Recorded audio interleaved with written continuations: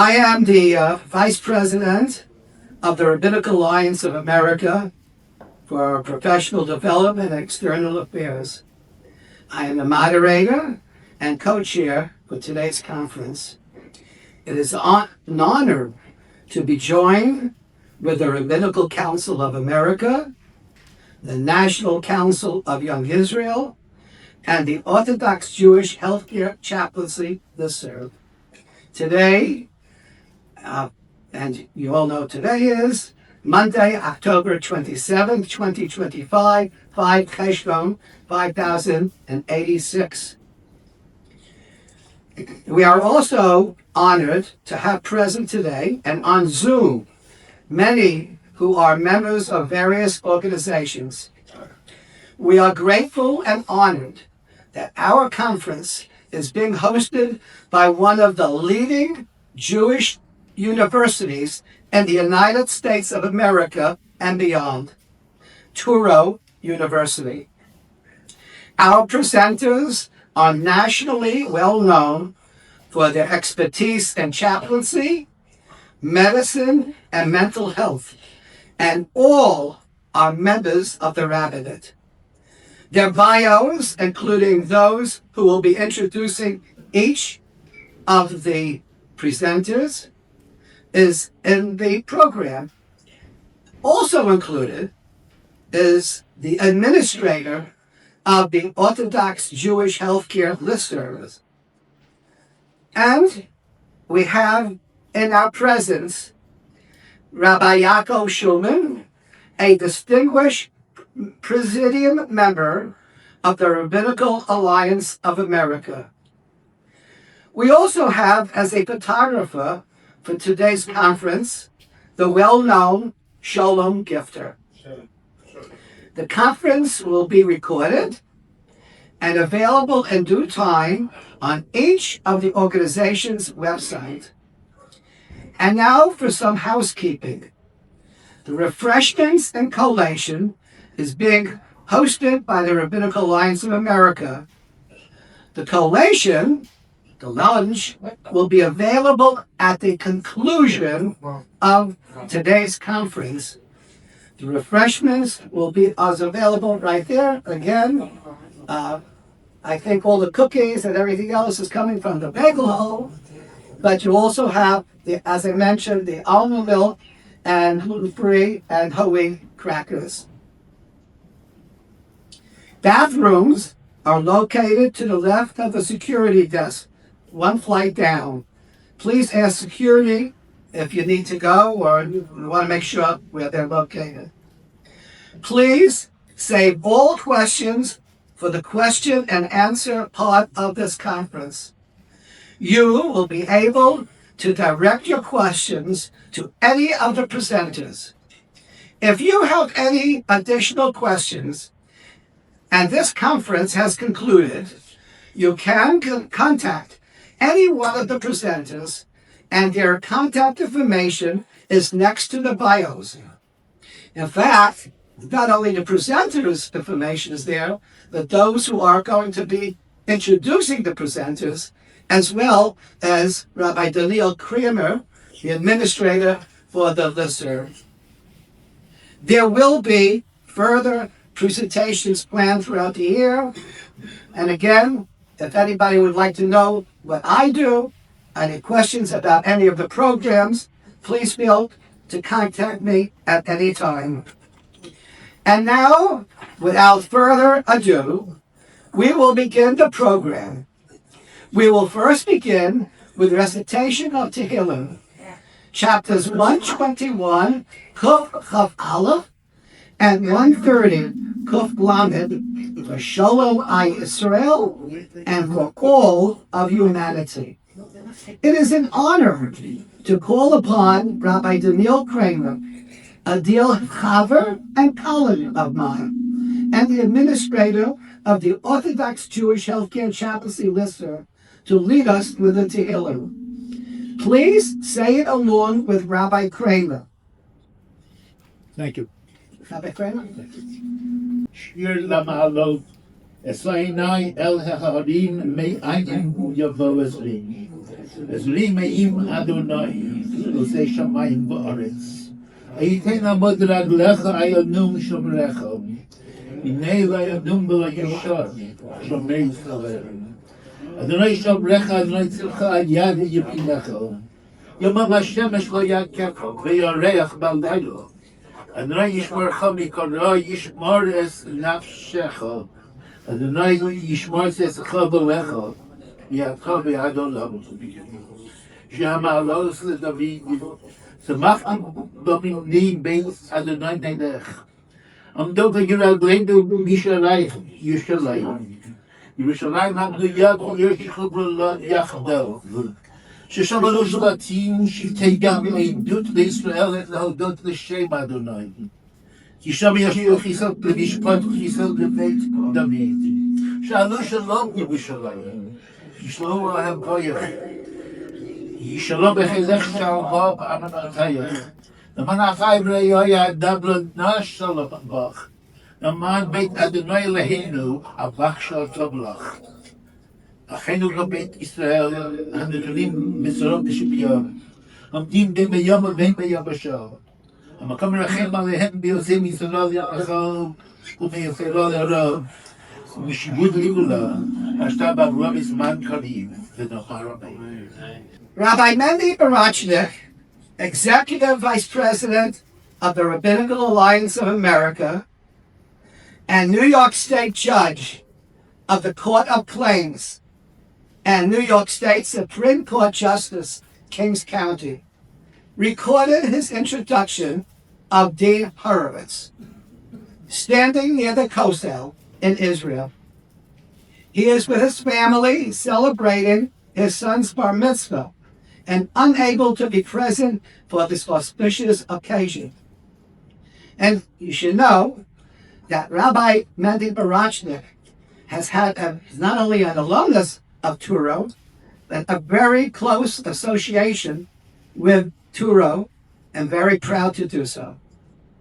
And now, the video of the Honorable Rabbi Mendy Barachnik. My name is Benjamin Rochnick. I'm the Executive Vice President of the Rabbinical Alliance of America, Inclusion Havana. I'm making special greetings and welcome from Tomer Maravi, Yerushalayim Yom Kodesh. If it wasn't for the fact when the Eretz Yisrael today, I would have been by our event. I was starting by thanking my dear colleagues, the Chaber Tov, my Igud, the Vice President for Professional Development and External Affairs of the Igud Havana, my dear colleague, Rabbi Menachem Bender, my counterpart from Rabbinical Council of America, and of course Rabbi Zell Berman, President of the National Council of Young Israel, for coming together to make today's program. Today's program, which is entitled Medical Aid for Dying and Physician Suicide, brings together a one panel including Rabbi Dr. Jason Weiner, Rabbi Dr. Richard Weiss, Rabbi Yosef, Rabbi Dr. Sokolov, and Rabbi Abraham Steinberg. All written by Bonim, Boston, and experts in the field. I'm especially happy today to thank Turo University, my school, they graduated from in 1995, and to welcome my dear friend, Dr. Avery Harmon, being I want everybody to know Yiddishkeit is fashionable, Frumkeit is fashionable, it's thanks to organizations like Turo College University that makes it happen. I am thrilled by the culture, so the culture represents access and unity. With all the shifts they call destructive will come together to gather and spend time. Today's seminar reflects all walks of Yiddishkeit coming together on the totally the modern Northern Mexican theaters and the all coming together for the word halach and help practice. God bless you all, and best of all in the seminar. Thank you.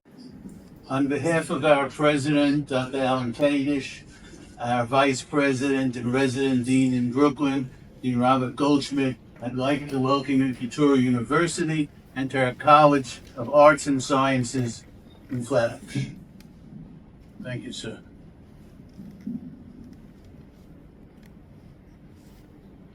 Just the term Orthodox Jewish healthcare chaplains has two components that are very much connected to Torah, that are very much aligned with Torah. Okay? The first is Orthodox. Okay? Torah, as you know, is under Jewish auspices. But more than that, we take our Judaism and our Orthodoxy very seriously. You might not know, but about a year ago, 2 years ago, Torah opened a school of osteopathic medicine in Great Falls, Montana. I don't know that there are too many Jews there. I know there are a lot of cows, but I don't know if there are too many Jews there, okay? But somebody took the time to write up a story, a newspaper story, a column, that the campus, the school cafeteria in Great Falls, Montana, is 100% strictly kosher. If a week or two ago you wandered around New York to different Torah campuses, you would find that even in campuses where students were off for the Sukkot vacation, there were sukkahs outside for employees, for the public. Torah takes this stuff very, very seriously. The second connection is the healthcare one. I think Torah University is now the largest producer of healthcare professionals in this country. As you work in the healthcare industry, as you work in hospitals, you'll come across professionals who have their medical degrees or their osteopathic medical degrees from Torah University. But it's not just doctors. You'll come across nurses, pharmacists, PAs, PTs, OTs, and the list goes, sonography specialists, the list goes on. Okay? Torah is really, really leading the way in terms of healthcare. Having said that, I want to say we could use your assistance. We need your help in spreading the word about Torah, and more specifically about spreading the word about the Flatbush program, Lanier College of Arts and Sciences. Okay? We run a very high quality program here, and it's very important for us that we attract students who share our aims, share our values, and can move on, graduate from Torah and move to professional programs, whether it's a professional program affiliated with Torah or it's a professional program offered by a different university. Let me offer a story and a little bit of advice. Many years ago, we were putting together a poster advertising our advisement office. One of my jobs, my main job is in advisement. And we came across this template that we decided to lift, borrow, whatever right term you want to use. Okay? Starts with some questions. Random questions. The Dodgers going to win the World Series. What's for supper tonight? What color is the black box on an airplane? How do you get to Carnegie Hall? You've heard some of those questions before.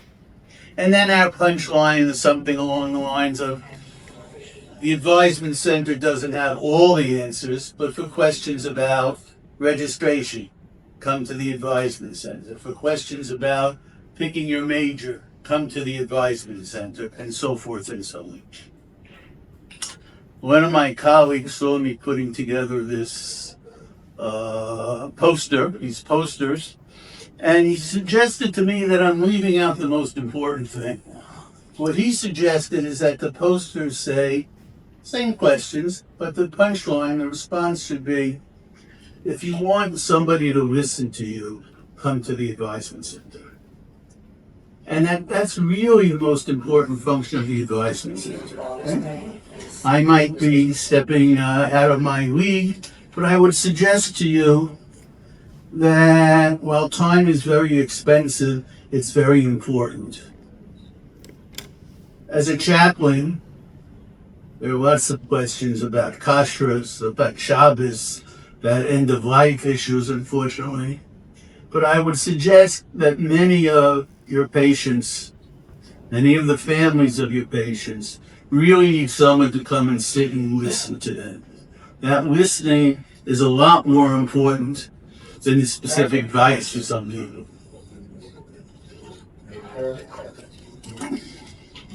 Let me close with a shout out to Mr. Josh Zilberberg, who represents Turo in putting together this program, to Alex, who's hiding back there by the computers and keeps this place running, to all the people on Turo's maintenance staff who would help us put this all together. I want to also acknowledge the presence of Rabbi Silverman, who's the rabbi in the shul where I find myself most mornings, and who I must say is always willing to go out of his way and listen to what I have to say or write. I appreciate it. The issue of physician-assisted suicide has been in the news for the last few months, the last year, both nationally and I guess especially up in Albany. I don't need to tell you, it's not my place to tell you the halachic implications of all this. I'll just say that this conference organized by Rabbi Blank is very timely. Professional education, continuing education, is always important. I salute you all and wish you much hatzlacha in today's conference. Thank you for joining us. I must say that Turo University is very fortunate to have Dean Avery Horowitz, who his official title is Dean of Advisement and Counseling. I also just want to mention that in our audience, we have Adina Siegel. She is the Jewish Outreach Social Worker at Caring Kind. And she actually did a program for us on dementia and Alzheimer's, which is located, if you go to the Rabbinical Alliance of America and look up different programs. It was a very long and very intense program, and it's been used for many people. I also want to acknowledge the father-in-law of Rabbi Dr. Richard Weiss. Dr. Mervyn Verbert is the chair of the Department of Sociology for Turo University. It's an honor to have you here as well. It is now my honor to call upon Rabbi Simcha Silverman, who is my conference co-chair. Rabbi Silverman is the Director of Spiritual Services at Lenox Hill Hospital. Rabbi Silverman is also the Rabbi of Eitz Chaim of Flatbush and a member of the RAA Chaplaincy Commission. He will be offering words of chaplaincy inspiration, and he will also be introducing our first presenter, Rabbi Dr. Jason Weiner. Good morning. Thank you very much, Rabbi Blank. For me, it's an honor to go immediately after Dr. Horowitz. As Dr. Horowitz mentioned, I have the special privilege of davening together with Dr. Horowitz. I serve as rabbi at Eitz Chaim Flatbush, where Dr. Horowitz is a gabbai, part of the administration, but more importantly, just a pillar of the shul. And so to me, it's truly an honor to have, I wouldn't call it both the worlds of my shul and my work at the hospital converge, but most importantly, two very, very significant segments to be together. And so thank you, Dr. Horowitz, for your warm words, and thank you to Turo College for hosting this beautiful seminar this morning. Rabbi Blank doesn't like when people go off script. He likes it to be predicted. What are you going to say? When are you going to say? And give it to me 3 weeks in advance. So the one thing I want to do is go off script for a moment and acknowledge what Rabbi Kramer had said, wishing Rabbi Blank a hearty mazel tov on his upcoming wedding, b'shar tov and mitzlachas, b'ezrat Hashem yisbarach. And just a very small token of appreciation on behalf of the chaplains that you serve and do so much for, Rabbi Blank, we wanted to present you with a sefer called 102 Stories That Changed People's Lives. You're an individual that changes people's lives every day. and we hope that this can be a source of inspiration to you. Perhaps you may even see an article with a story quoted from here, with a small card which just says Mazel Tov, with appreciation to Rabbi Blank for all that you do for the profession of chaplaincy and for each individual chaplain. May Hashem grant you the koach to continue doing so much for so many. Cheshvan Tavshin Pei, October 2025. Rabbi Blank, you are appreciated, you recognize, and we thank you for all that you do. Thank you.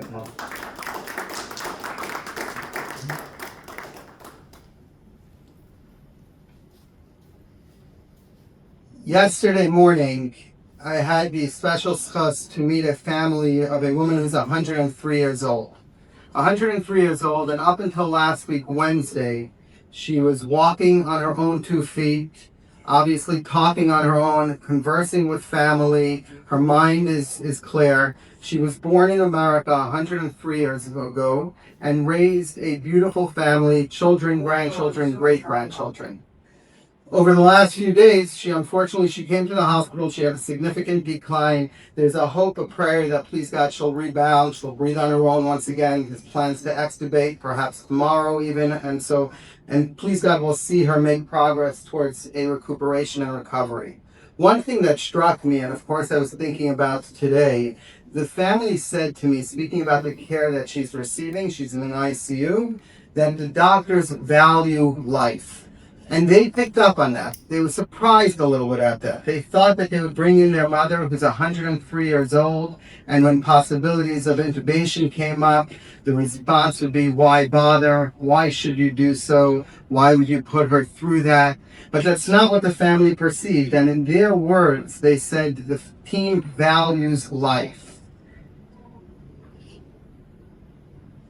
Today's conference, today's seminar, today's topic is of course a sensitive topic, a very timely topic, as was mentioned, something that has passed as law in some states and could pass as law in New York as well. In addition to that, or an added layer to that, and we'll hear from our presenters, please God, who are the experts in this field, combining the Torah knowledge and everything that comes forth to present today, it corrodes the value of life even to a person, patient or family member that is not contemplating physician-assisted suicide. But it creates an undercurrent where the value of life is unfortunately diminished, because that's an option that's on the table. So you have an option of that, it automatically presents something and creates a value of life that's lower of perhaps what we have attach so much value to. And so the hope is that, please God, in addition to the outcome of today's conference and the knowledge gained and the expertise that we'll hear from our presenters, is also a strengthening of the value of life, of an understanding of the infinite value of life. It's with that in mind that I take this great honor to introduce Rabbi Weiner, whose bio is in front of you. It's an extensive bio, a lot that Rabbi Weiner accomplishes on a day-to-day basis. Just to highlight a few points that stick out to me from his bio. He has received awards from diverse organizations, highlighting and showing to us Rabbi Weiner's ability to relate to all. He's a shul rabbi and an executive director of the Spiritual Services Department, manages both, in flying colors, doing an excellent job at both. His Sparring are the go-to sparring for a person that may be a family member or a patient in a hospital, a chaplain in a hospital, a rabbi that may not know or be as familiar in those halachos as Rabbi Weiner is. He has a tremendous relationship with great Gedolim, but those Gedolim have such a respect for Rabbi Weiner. If you've heard them speak in conjunction with Rabbi Weiner prior or after his own speech, the way they speak of Rabbi Dr. J.C. Weiner. Yes. Rabbi Weiner epitomizes what the Gemara Masechtas Yuma tells us about what it means to live a life of Kiddush Hashem, where in all your interactions a person says, praiseworthy is the one who studies Torah, praiseworthy is the one who taught him Torah, praiseworthy is the one whose interactions are such as Rabbi Dr. Jason Weiner. He's a rabbi of rabbis, a chaplain of chaplains, and perhaps to me most important is the great honor to call him a colleague, and humbled to call him a friend. It's a true privilege to have Rabbi Weiner with us today. His travels are extensive. I believe he's from here on to Eretz Yisrael, which coming from California, that doubles your trip, right? Does that do so? But it's truly, truly a great honor to have you here with us today, and I'm looking forward to hearing your words of wisdom. Thank you. And in just a moment, we're going to have a video presentation from Rabbi Steinberg.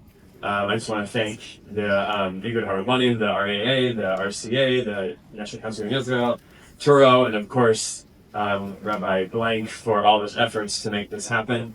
We'll start with a video we have that Rabbi Dr. Steinberg prepared just for this conference. And I will just say, as he's pulling the video up, oh, it's ready. Okay, so here's Rabbi Steinberg's remarks for us for this conference. I need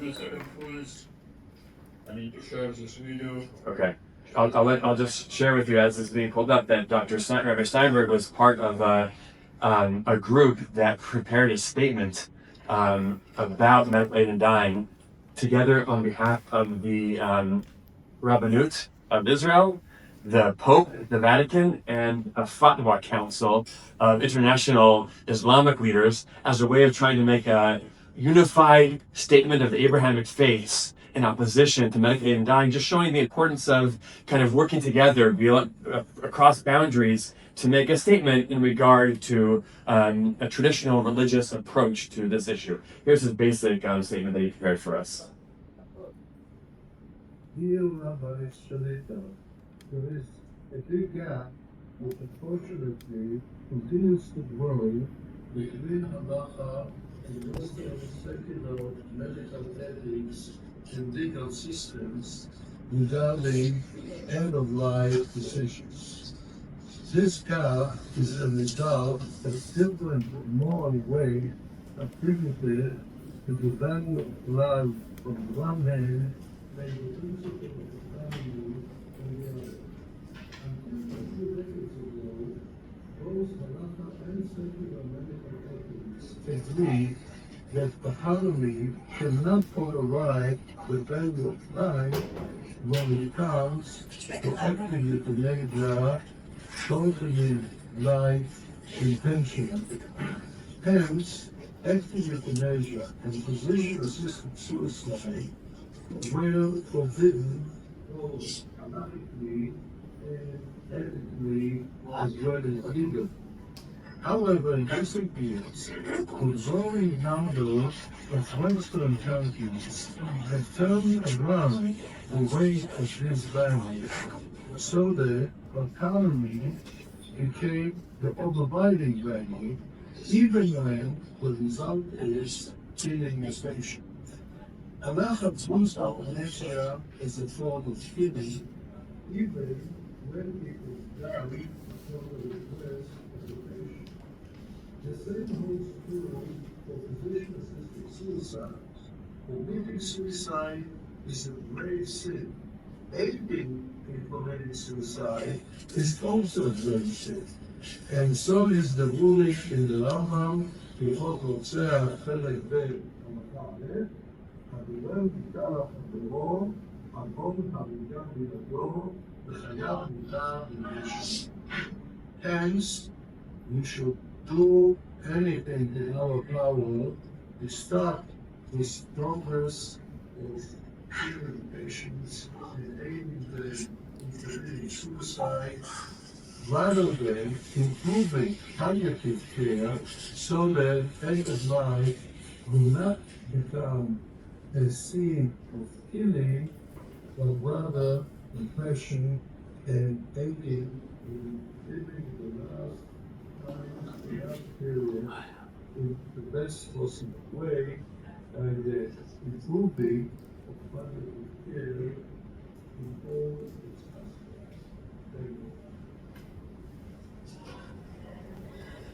Okay, so the video is available. We'll share the video as well with participants, and I think many of his points will be reiterated.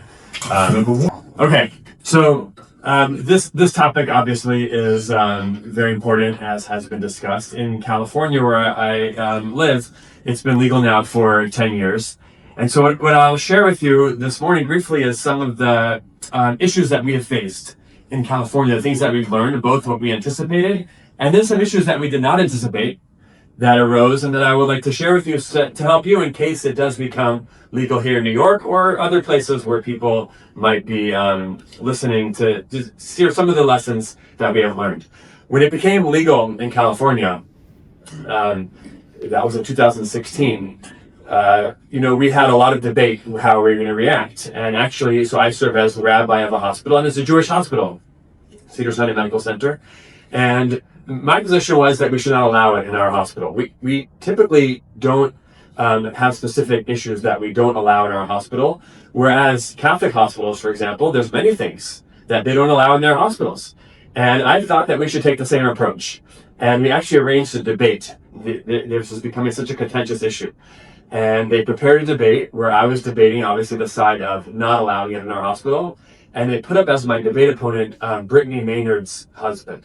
Brittany Maynard was one of the first people in California who took her life through medical aid and dying. She had to move to Oregon in order to do it.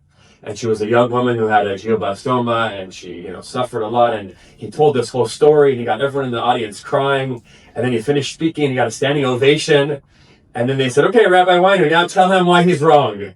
It wasn't fair to begin with, and it was quite a challenge. But I mean, my argument was that a Jewish hospital, in addition to obviously the halachic concerns, but my argument was that the whole reason for the existence of Jewish hospitals was because there was a time in America where Jewish patients were not treated equally, were oftentimes not even welcomed, and where Jewish doctors couldn't get jobs. And so we created in America, actually in American history, 113 Jewish hospitals over the history of the United States to give opportunities for Jews to have access to healthcare and to have jobs. So I felt like our role as Jewish hospitals is to make sure that those people who are most vulnerable have a place to go. And so I felt that if our raison d'etre is to help the vulnerable, well, the whole concern with medical aid and dying is that those people who are most vulnerable are at risk of being taken advantage of. And I felt that we shouldn't allow it in our hospital because they might be taken advantage of. It becomes a subtle coercion, or there's people who don't have access to healthcare in cases which they might be subtly coerced. And in fact, we have had cases. I mean, it hasn't turned out to be a major issue, but we've had cases where there's been individuals who go to their doctor, and their doctor tells them that there's nothing we can do to treat your illness, and you're going to suffer quite a bit. So maybe this could be an option. And then the person has to go to a second doctor. And I remember one case in particular that I was consulted on, where that second doctor, the specialist, when this patient came to his office, he said, if she was my patient, I could treat her. This is not a terminal illness in my practice. But the doctor that she went to, it's not his specialty. And so to him, it was terminal. But to me, it's not. But then he said, am I required to treat every patient now for free who can't afford my care just because their doctor can't treat them? So I said, yes, obviously. That's lo tamod adam riacha. Yeah. So he did, thank God.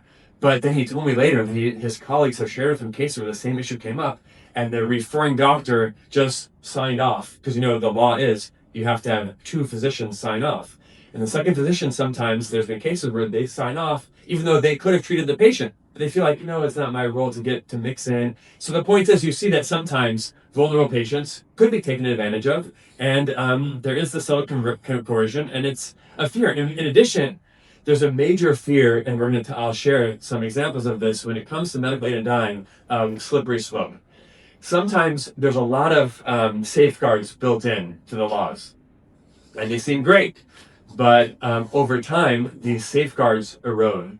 And I'll share with you examples of how that's happened already in California in the 10 years since it's been legalized, and the ways in which we are seeing the slippery slope occur.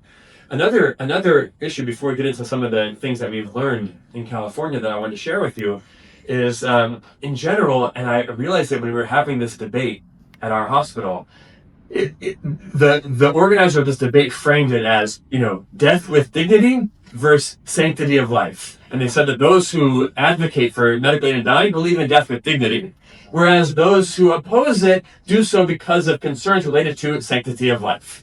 And my argument was, it's totally misunderstanding. The concept of dignity, of human dignity, of Tselem Elokim, that comes, Kavod HaAdam, Kavod HaBrios, that comes from the sanctity of life. If it wasn't for the sanctity of life, there would be no human dignity. That's where we get dignity from. So it's not, you can't say it's sanctity of life versus dignity. Dignity arises out of the sanctity, and therefore you can't argue that it's death with dignity when it's a contradiction of the sanctity of life. So the whole debate was set up in a way that actually doesn't make sense from a Jewish religious perspective. That you can't. It's not death with dignity versus sanctity of life. It's all sanctity of life, and therefore that only allows certain types of dignity which we consider to be appropriate dignity. That human dignity rests in the sanctity of life. So, anyways, I lost the debate. To make a long story short, I lost. I fought for it, and at the end of the day, the hospital said, you know what? There's nothing that's legal that we don't allow in our hospital. And so we're not going to fight it. And it's allowed in our hospital. In fact, it's happened in our hospital. In fact, in California, it's happened I think we have all the data. It's happened 4 times in hospitals. It's happened thousands of times in the state. It's usually not in hospitals. The majority of times it's actually been in our hospital. I'm sad to share. So it happens. So it's happened. So we've learned a lot along the way. I'm not saying it happened because I was countenancing these cases, but it's happened. So one of the first things we did, right before it became legal, was we every year we have Rav Asher Weiss Shlita comes to our hospital to speak, and we asked him that year before, right for him, it was that summer when it was becoming legal. We asked him to speak about it. In particular, what the doctors in our hospital were worried about was this End of Life Options Act. That's what it's called in California. It includes the expectation that there be, if someone's not willing, of course someone can make a conscientious objection and not participate. But if they don't, they have to make a referral. In Canada, it's even stricter. In Canada, they have to make an effective referral to someone who will prescribe the medications, or actually, in Canada, it's actually euthanasia, someone who will carry out the end of the patient's life. Otherwise, they can lose their license. And also as chaplains, part of our question was, what if we get referrals to see these patients? What should our attitude be?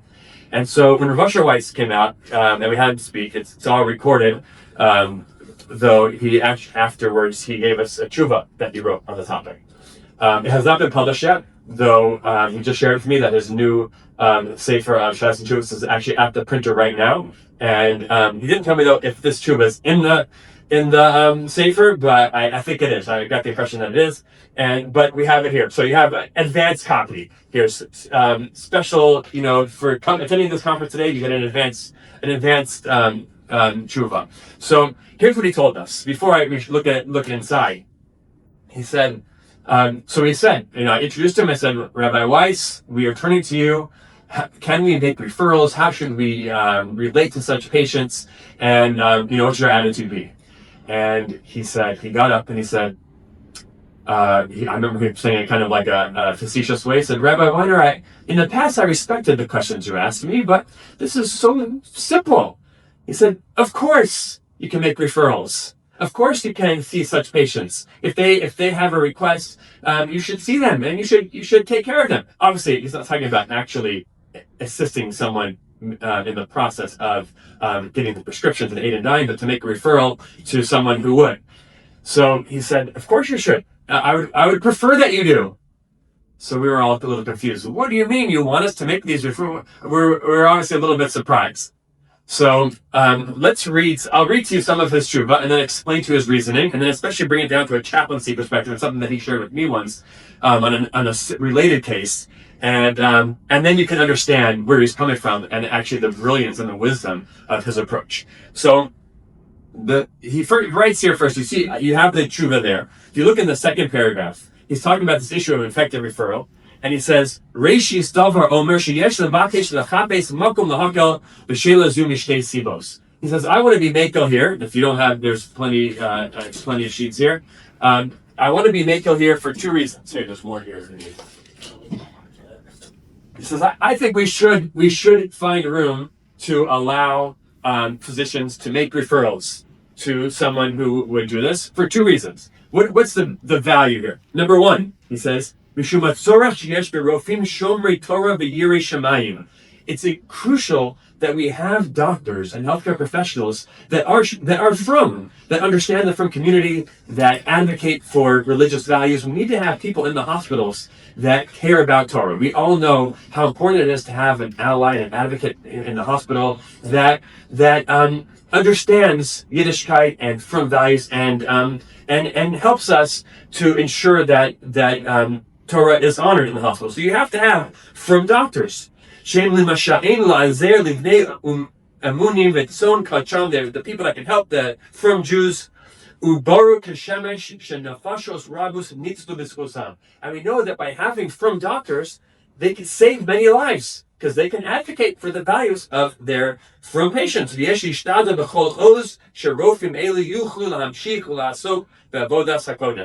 to be able to have frum doctors who are able to navigate and work in the hospital. We have to find a way for them to be able to be in the hospital. So that's point number one. We want frum doctors. Point number two, he says, there's nothing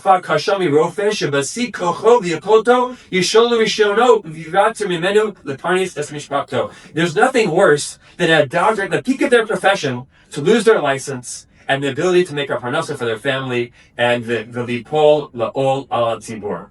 So because of these concerns that we need to have frum doctors. We need to have frum healthcare professionals. We don't want them to have to lose their license.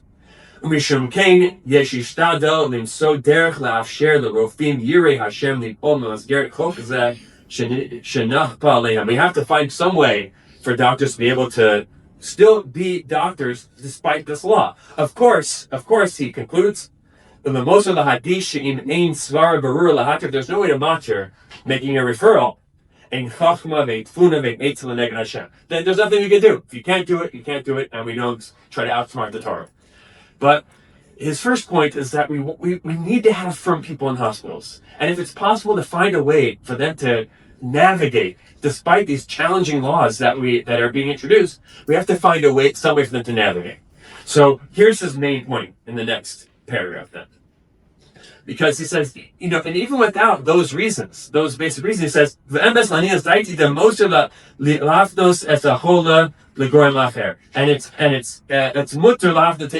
mutter to make a referral to another doctor who will will actually carry out this. Why? In a case where someone could go to someone else anyways, it's Chad Aved and Nahar, they're on the same side of the river. It's not Liv Neiver. Looks at the Mechshol, as it says in the Avodah Zarah, Davav Aman Beitz. Bor the Nidal Didan, Ein Ze Trei Aved and Nahar. In this case, it's not Trei Aved and Nahar because if one doctor doesn't care for a patient, somebody else will. The Af Imhu Lo Yazorla. So if I say, I'm not going to help you, then other doctors are going to help this person. Now you might say, okay, it's not Bifnei Iver, but there is another Isser. And that is, what about Misayeya? Okay, they could do it without you, but you're still helping them. What about Misayeya? So he says, Yesh min achronim shekasu De'ein ze el b'misha mesayeh b'shas maisa ha'avera v'lo b'misha mesayeh b'shlav mukdam. It's only, he's pointing here, the Ksal Sofer, Binyan Sion, and Meshiv Davar, that mesayeh is transgressed when someone helps at the moment of the avera, but in an earlier part of the action, it's not mesayeh. And one more point that we'll read that he says here also v'nir od. Furthermore, b'nir didan. To Ein Ze Messiah Klal. He says, I don't even think this is at all Messiah. To Eino Ela Mifane Oso Ligori Macher. You're simply passing them on to a different healthcare professional. Shugitapa Vova Kashoso. That person will help them. Vein Ze Doma Klal Messiah Va'ad Kan Lo Matsino Isser Messiah El Misha Ozer Lo Be'etzes Maisa Vera. So Rav Asher's first point is that it's not Messiah. And it's not Lifnei Iver, because it's not, as long as you're not actually carrying out the action, to be able to help the patient and just simply refer them to someone else is not part of this. One more point that he makes here. He says, the most of the hadvish in the bottom paragraph there, Kama yesh yitztayer al kol hamagma lahakel rosh be'ibud atzma l'das. Now, I want to make it clear. I'm not trying to be makil about this issue of medical aid and dying. That we cannot take lightly. He says, "V'alo lefi hashkafas torasenu hakadosha achayim heim lo zchus bilvad el af chova kadosha." It's a holy obligation to prolong life. In Judaism, we don't have autonomy to make these decisions. We can't just cut our life off. If we had control of this, we would get rid of this horrible law. But in cases when we have no control, near the mutter lerofe lehafnos cholim ela legorme refuah acherim. They can refer the patient to someone else. Af im yodea shehem achein yisayed biyad achola lefakeach eskayav. Even if they know this person's going to end their life. I once asked Rav Asher the following question. We're talking about chaplaincy. When I first became a chaplain, one of the first, and I know a lot of chaplains have this shaila, one of the first issues that I realized was a big issue was being called to the bedside of a patient who's going to be palliatively extubated. They're gonna take the patient when they call someone and pulling the plug. They're gonna take the patient off the respirator. They're gonna die, totally against halacha. They ask though, they say, "Oh, can we have a chaplain to come pray with us first?" This is a very common question chaplains get. So, and chaplains are so involved that they'll often say when they make the referral, what time are you going to come? Because we'll ask a respiratory therapist to come, right after. So we're basically scheduling the patient's death based on when the chaplain can arrive. So I thought, am I allowed to even go to this? I'm just praying with them. I'm not the one telling them that it's allowed. I'm not pulling the plug, but am I allowed to go pray with the patient? So I remember I asked one of our poskim in Los Angeles, and he quoted, there's a famous story of the Brisker Rav. The Brisker Rav was once davening in a shul, and the authorities came to him and said, we have one of your Balei Batim, and they are going to be killed. They were committed some capital offense. They probably actually didn't, but they were being accused of it. And they had their last request was they want a bracha from their Rav. So that's you. So can you come? We're waiting for you. We're not going to kill him until you come. So the story goes, the Brisker Rav said, okay, yeah, I'll be there soon. I need to finish davening. And then the day goes by, he never shows up. The next time they come back and say, Rabbi, what's going on? We're waiting for you. So, oh yeah, don't worry, I know, I'm coming. Just we're very busy right now. I'll be there later. Next day goes, he doesn't show up. The next day they come and say, Rabbi, this is not a joke. Where are you? He says, later, and he doesn't show up. Okay, that's the end of the story. They tell it. The end of the story really was that then they unfortunately executed the guy, but the rabbi never showed up. But the point was, this posting who I called in our community said, it's the same as the Brisker Rav shrine. You can't go. I said, even though it's my job, they're expecting me. He says, you can't do it. There's no option. He said, but you know what? Call Rav Asher. I know you're close with Rav Asher. Call him. Let's see what he says. So it happened to be that I was actually going to Israel that week, so I just asked him in person. And his answer was very moving. He said, not only the exact same answer. Not only do I think you can go, I think you should go. Why? He said, it reminds me, I had a young boy in my community, paraplegic. He was very sick. And as he grew up, he really suffered with his illness. And one day he asked me to come to his community, who's paraplegic, and he's suffered a lot his whole life, and he's had a difficult life, and he's managed to go on. And one day his family calls me and says, he has an urgent question for you. We don't know what it is. He needs to speak to you in private. He told me it's a Hasidic family. So Rav Asher goes to the house, and the young man tells him, I've suffered my whole life. I can't do it anymore. It's too much. I need a heter from you to take out he was on a trach. He said, I need a heter to take out the trach because I can't live like this anymore.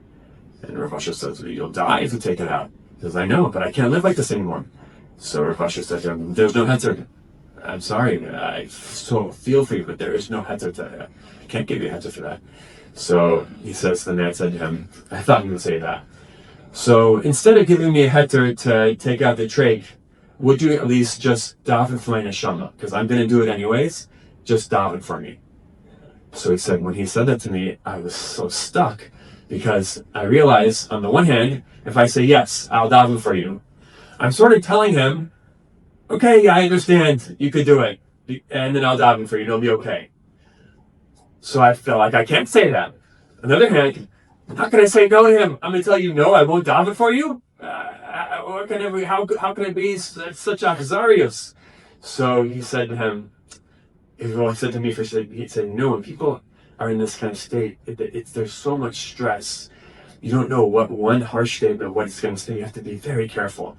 So I said to him, yes, I hope you won't do it, but of course I will daven for you. So when he told me that story, he said it's been 3 years and he hasn't done it. Because I realized he needed someone to hear him and feel for him. I didn't tell him it's mutter, but I tried to help him know that I feel his pain. And that's when he came to our hospital, right before it became legal, he said, I think you should do it.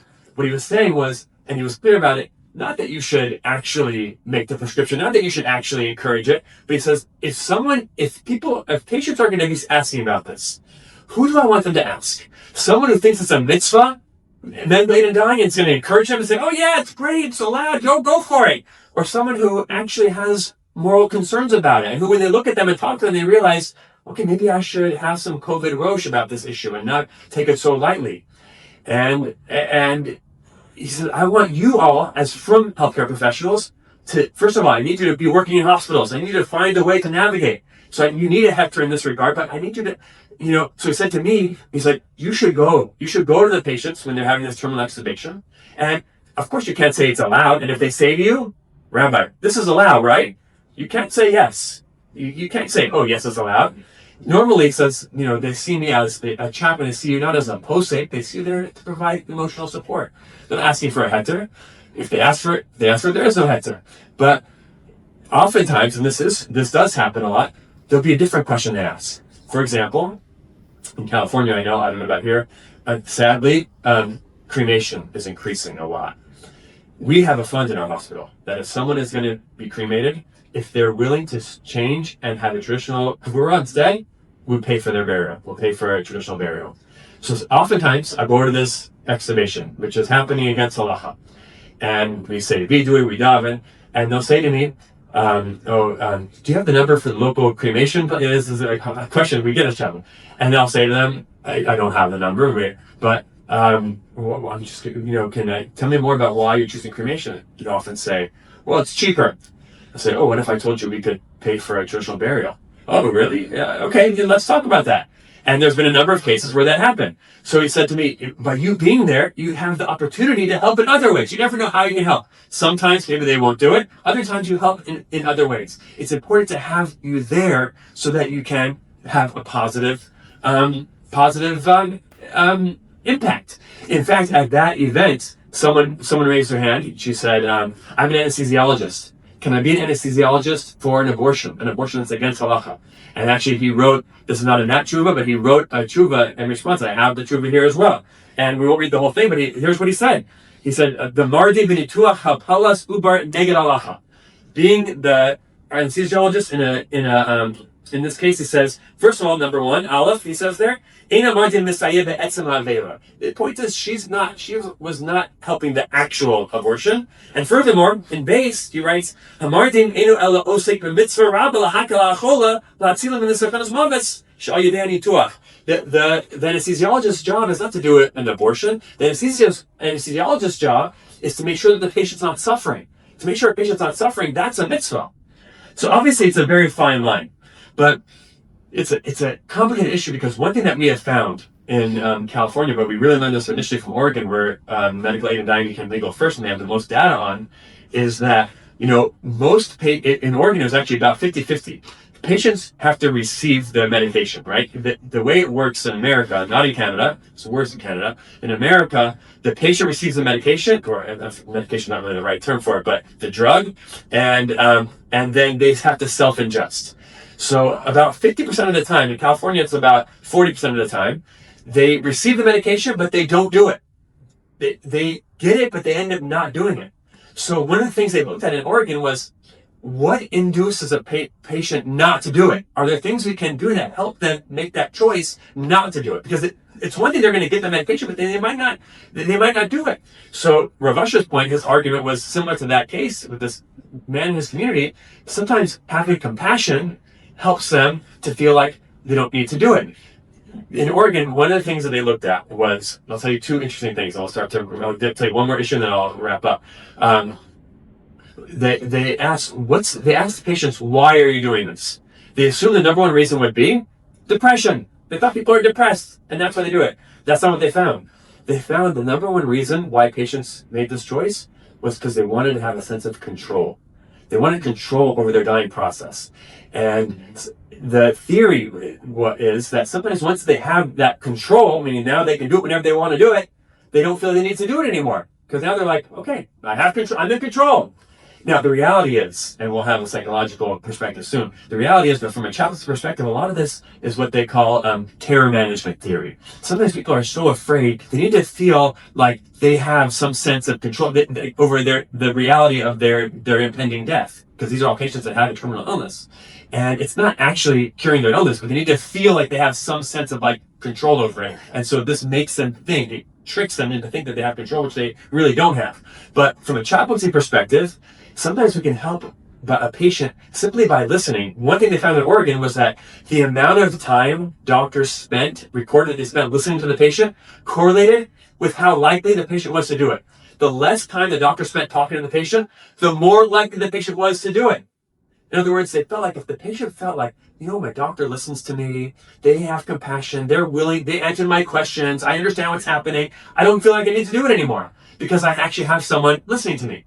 In fact, and I put the article on the back sheet there, just so you can have the article if you're going to look it up. I don't think it's on that page. But one thing they looked at was clergy. They asked the people, is your clergy, not that they support medical aid in dying or not. That's not the issue. I think we're clear here today in not supporting medical aid in dying. But were they compassionate to you? And patients who said that their clergy was compassionate to them were less likely to do it than patients who said their clergy was judgmental towards them over their decision. So it's a complicated, fine, tight rope to walk. But one of the ways that we found most, sometimes people will ask us, they'll call and they'll say, convince my loved one not to end their life this way. It's not easy. We have had sometimes some success. One of the ways was in California, there was a 15-day waiting period between the first request and the second request from a doctor.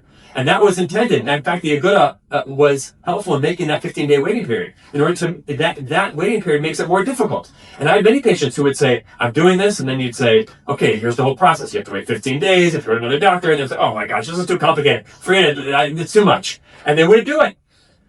Sadly, most states, after they do the 15 days, a couple years later, they changed it to 2 days. And that's what it is now. California, Oregon, all the West Coast became 2 days. It became much more difficult.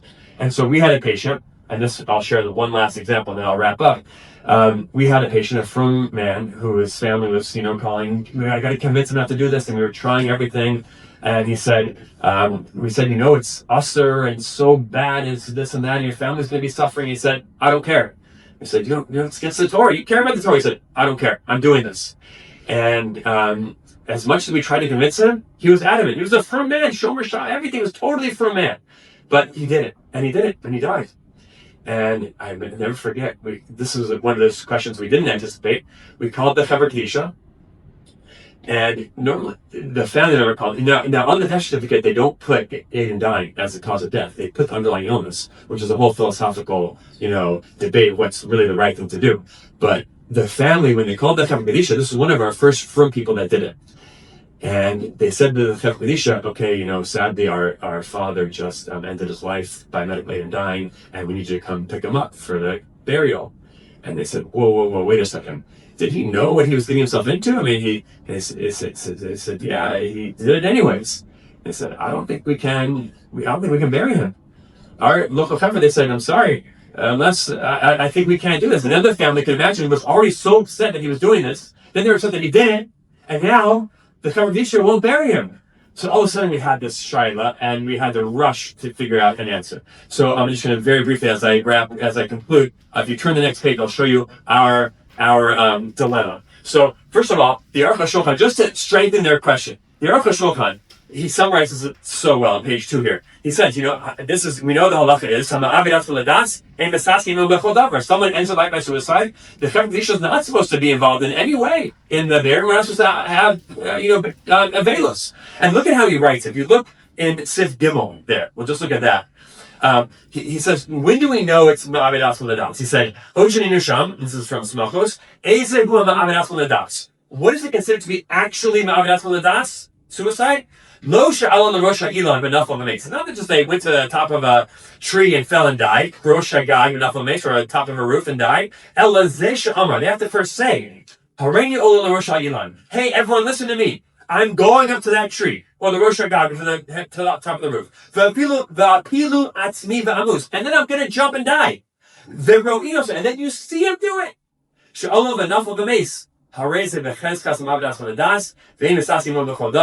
And that's when you can't be involved. But you just find them hanging from a tree, or just fall on top of a sword. Just because it looks like a suicide, that's not enough. They have to have said, I'm doing this, I'm in my right mind, I know what I'm doing, and then you see them do it. Okay, so usually in suicide, that's not how it happens. But in this case, that's exactly what happened. He told him he's going to do it. He said he knows what he's doing. They saw him do it. It was like, the congregation was like, what can we do? This is really a problem. So, I remember Rav Schefter was in town at that time, and I asked him.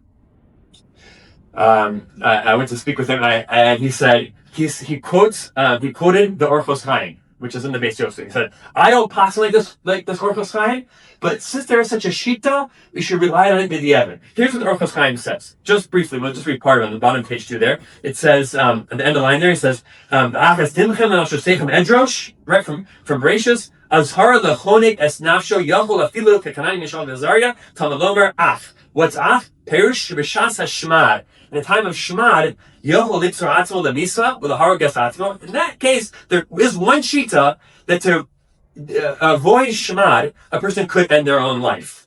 Who yarish lo yachol lamod b'nesayim, because they're afraid that they can't be omed b'nesayim. Then he quotes a story there of a Rav who actually killed children in his community to protect them from shmad.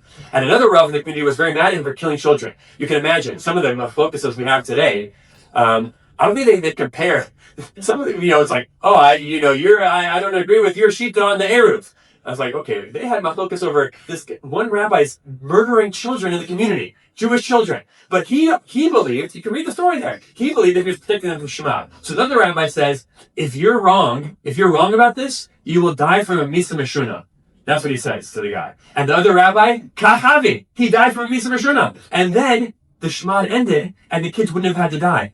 So this Orchos Chaim is a little bit of a stretch. But so Rav Schefter said, anyways, he said, I don't pass like this, but maybe you can rely on it, b'shas ha'tzchak gadol.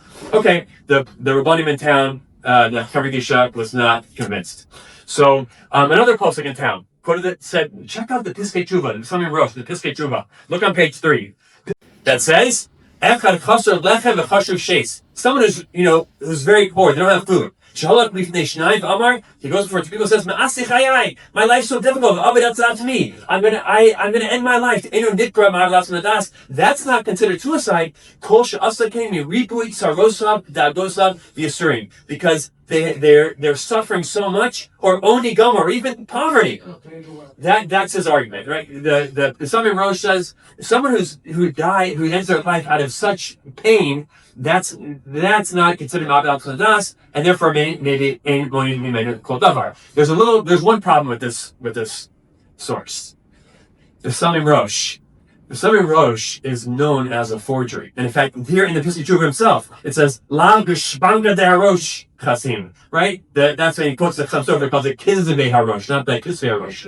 And in fact, when I called, ultimately I said, myself personally, I always call Rav Asher Weiss with my shaylas at the end of the day. He's my posek. And so I said, we need to call Rav Asher Weiss. I asked him, I said, one of the Rabbanim in town quoted the Samim Rosh. He said, no, we can't, we're not so much on the Samim Rosh. However, there are other posting that say it. For example, we won't read it inside, we're out of time, but the Marshan here. The Marsham there, just one sentence says, that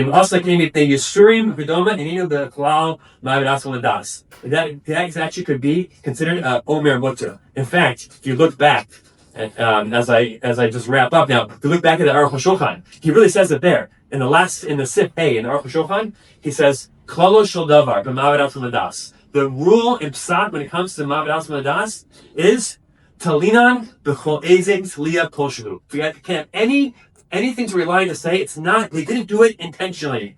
We have to have the tliya. Kol shehu kagon litlos b'yira or b'tsar or sheyatsa midaito, that they're in pain, they're kind of out of their mind, or shesavra hayish shazem bitzvah lebli l'achsho v'aver sacheres, or like the case with the Shmad. Rav Asher said to us, this man was dying. He had a horrible terminal illness. He knew he was dying.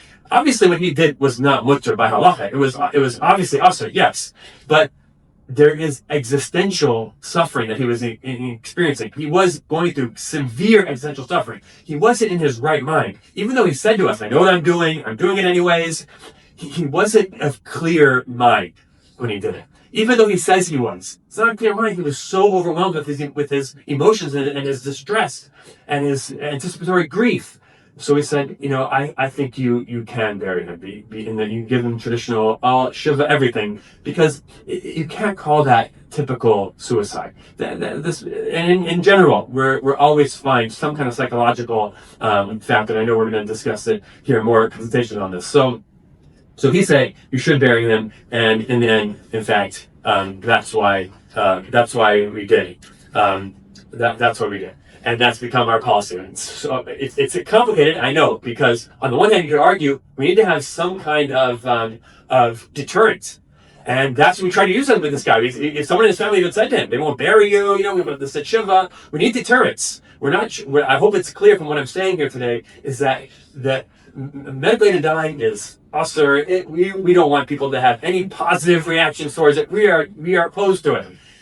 At the same time, so we want to have the deterrence. At the same time, we're trying to find that balance of having compassion for the individual, hopefully helping them to make a different decision, having compassion for their families, recognizing the intense emotional and psychological suffering that they're undergoing. And so we're trying to find a way of being very clear in our opposition, while at the same time finding ways to ensure that from healthcare practitioners could practice medicine, the chaplains can be involved, help patients, hopefully enable them to make a different decision, and to have compassion for the individual. Just like one posek who I heard discussing this said, Shlomo Zalman Auerbach has a tshuva where he says that in a case where a patient is terminal and suffering, and it would be mutter according to halacha based on the Gemara Ksubas that you could daven for them to die. You couldn't kill them, but you can daven for them to die. In such a case, you could still be machal Shabbos to bring them to the hospital if they needed to go to the hospital on Shabbos. Even though in the back of your mind, they're suffering so much, you want them to die, you still machal Shabbos to save them. So he said, same thing is here. We're trying, it's kind of like Klagin and Dibor, we have in our mind at the same time, the Chomer HaIsser, at the same time as we have the compassion for the individual and the desire to enable for people to practice medicine. So it's a tightrope, but I think by having conferences like this and having great organizations that can help us have these conversations, and great posting like Rav Asher Weiss and other people who deal with these issues, we can hopefully navigate them. Hashem should save us from having to deal with them. Maybe be able to reach the time of Bila Matzah Nesach L'Malch Hashem L'Kim Dima Me'al Kol Panim, when they'll just be Mashiach, so we don't have to deal with such horrible issues that we have in Galus, and may it come speedily. And I look forward to it. I know that my colleagues here, we've talked to them already, they have incredible insights to add. There's much more to be said that I didn't get to, because I know that they're going to share that right now, and so I'll turn it over to them without further ado. Rabbi Blank, grace Yishachayach to you for this wonderful event that we have, and for all the events that you've done in the years past. When Rabbi Blank asked me if I would do the honors of introducing Rabbi Dr. Weiss, I felt very, very privileged, and I think more than anyone else in this room, I think I have a tremendous, more of a connection with Dr. Weiss, Rabbi Weiss, than most people here. I had the source of meeting Dr. Weiss at a function such as this 20 years ago plus. and we started to talk. He had introduced himself to me, and at the end of our conversation, when we were exchanging experiences and different issues, at the time he was the Rav of the Israel Hillcrest, I believe. He told me, he took out his card and he said, if you ever need to call, if you have a shaila or anything, please feel free to call. Well, 20 plus years later, I really can't keep track of how many times I've called Dr. Weiss with shailas in real time. As we know, as was mentioned before by Rabbi Weiner, we come across very, very difficult and time urgent situations where we need a answer right away, immediately. And I've had many occasions with where I've been, you know what it's like, end of life, the similar cases. Can you perform a kfura because you hear that it's a potential of suicide, or can you be present at a time where they're going to be extubated patients, different things. We all know what this is. This is what we say in the morning. We don't want to have to go through this. Amos doesn't help. We should never have it, but that's the world we live in, and we do encounter this on a day-to-day basis. I'd like to just say that it's been a tremendous privilege to have an alliance with Rabbi Weiss. Many, like I said, more than I can count or recall. We've had many instances, but there's one particular instance, a case that was very complicated and it needed the hadracha and the direction. And the medical team was on board that this patient wanted to do things according to halacha.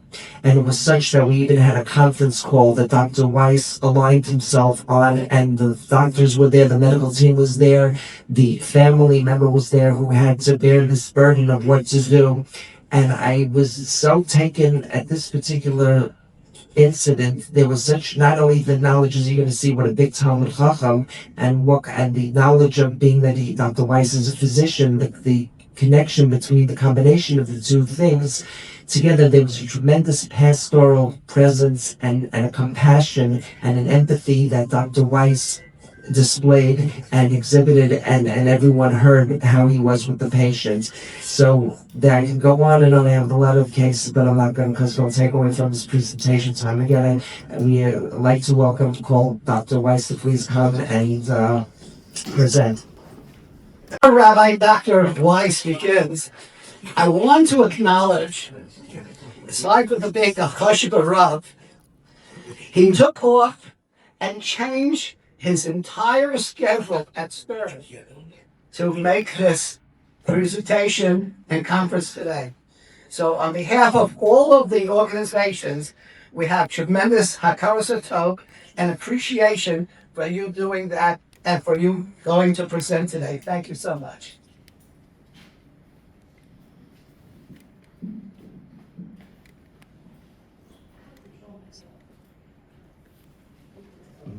Thank you very much, Rabbi Blaine. You should know, Rabbi Blaine, I don't know if my students were disappointed or not. I teach at a small, not very well-known university in Manhattan. Shiv University during college, but thank you very much. And thank you very much, Ray Krieger. It's been my privilege and pleasure and to be able to get to know you by phone largely and in person a little bit, and to thank you and all the chaplains for everything that you do is reflected and demonstrated by Dr. Weiner and all that you do. I want to thank all the supporting and sponsoring organizations and all those who are present as well. I'd like to begin actually with not hiding. I'd like to begin with if we could show one video, which one it is, and just the first half of the first 3.5 minutes of it. That's the one. Correct, right? The one on top. Correct. That one. Thank you very much.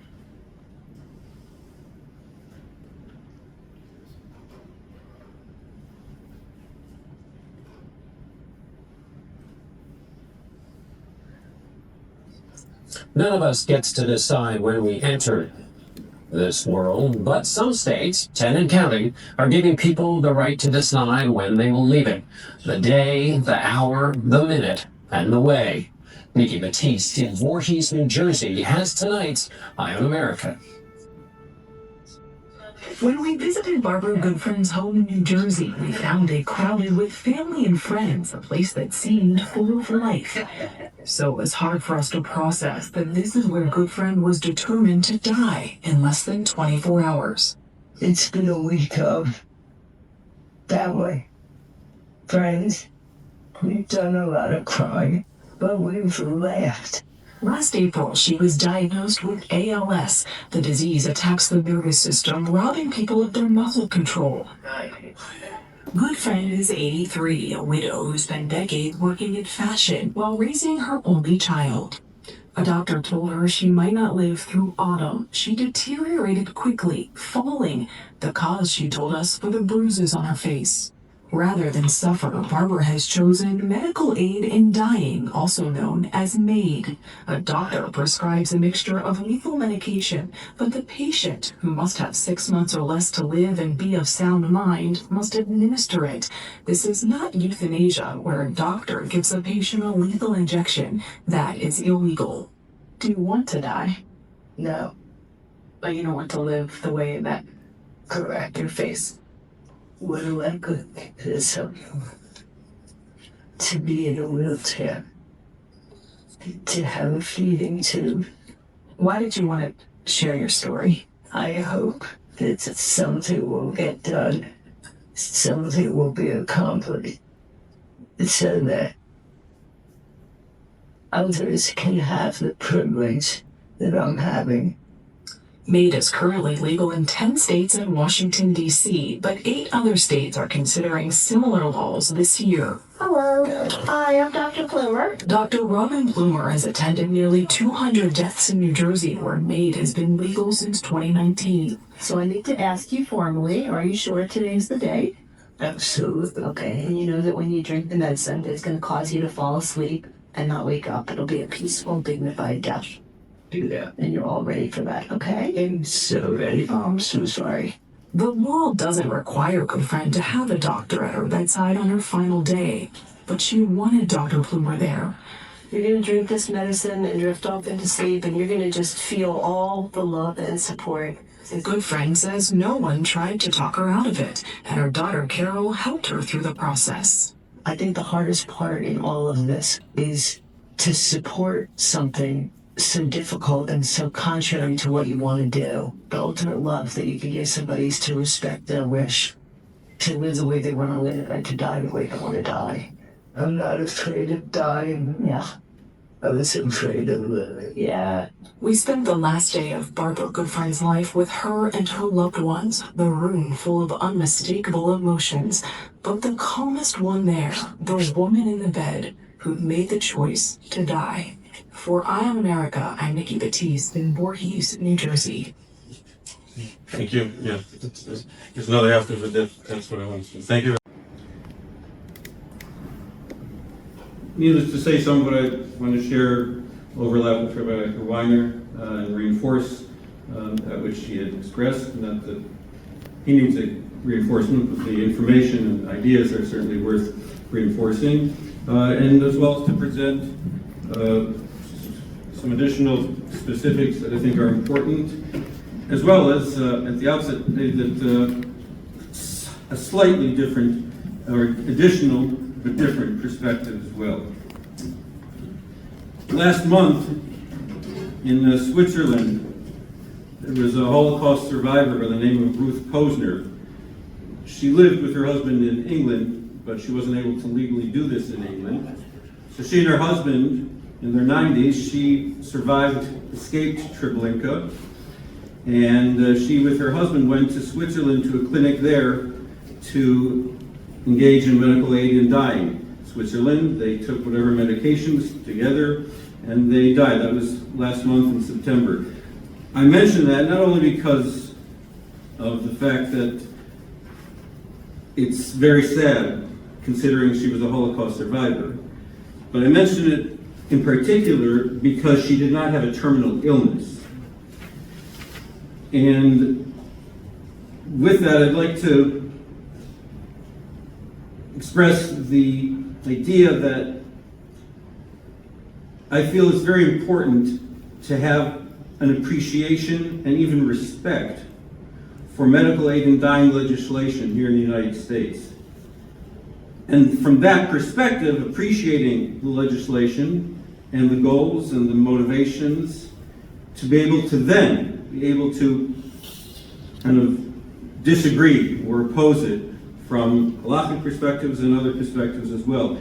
And I mention that because the legislation that now exists in 11 states in the United States, plus the District of Columbia, is very carefully crafted. This is not legislation that is just randomly kind of composed. It's done very carefully. Dr. Weiner referred to certain parameters that are associated with, like having two physicians corroborate with the concerns that you mentioned as well, in terms of whether the second one will always corroborate or will dissent if necessary. But the legislation has been very carefully crafted. For a person to initiate a request, the person has to be 18 years old or older. The average age of a person involved in medical aid and dying is in the 70s. The person has to have what's known as decisional-making capacity. That is something that has to be determined also by two physicians. Decisional-making capacity is a technical, clinical assessment evaluation. It's not just that the person is alert, the person knows his or her name. It requires a much more elaborate evaluation of a person being able to process the information, understand the implications, be able to understand what the decisions are. It's much more. It's called decision-making capacity, sometimes referred to as competence. The person also has to have a terminal illness. A terminal illness in which the prognosis is the person will die within 6 months or less.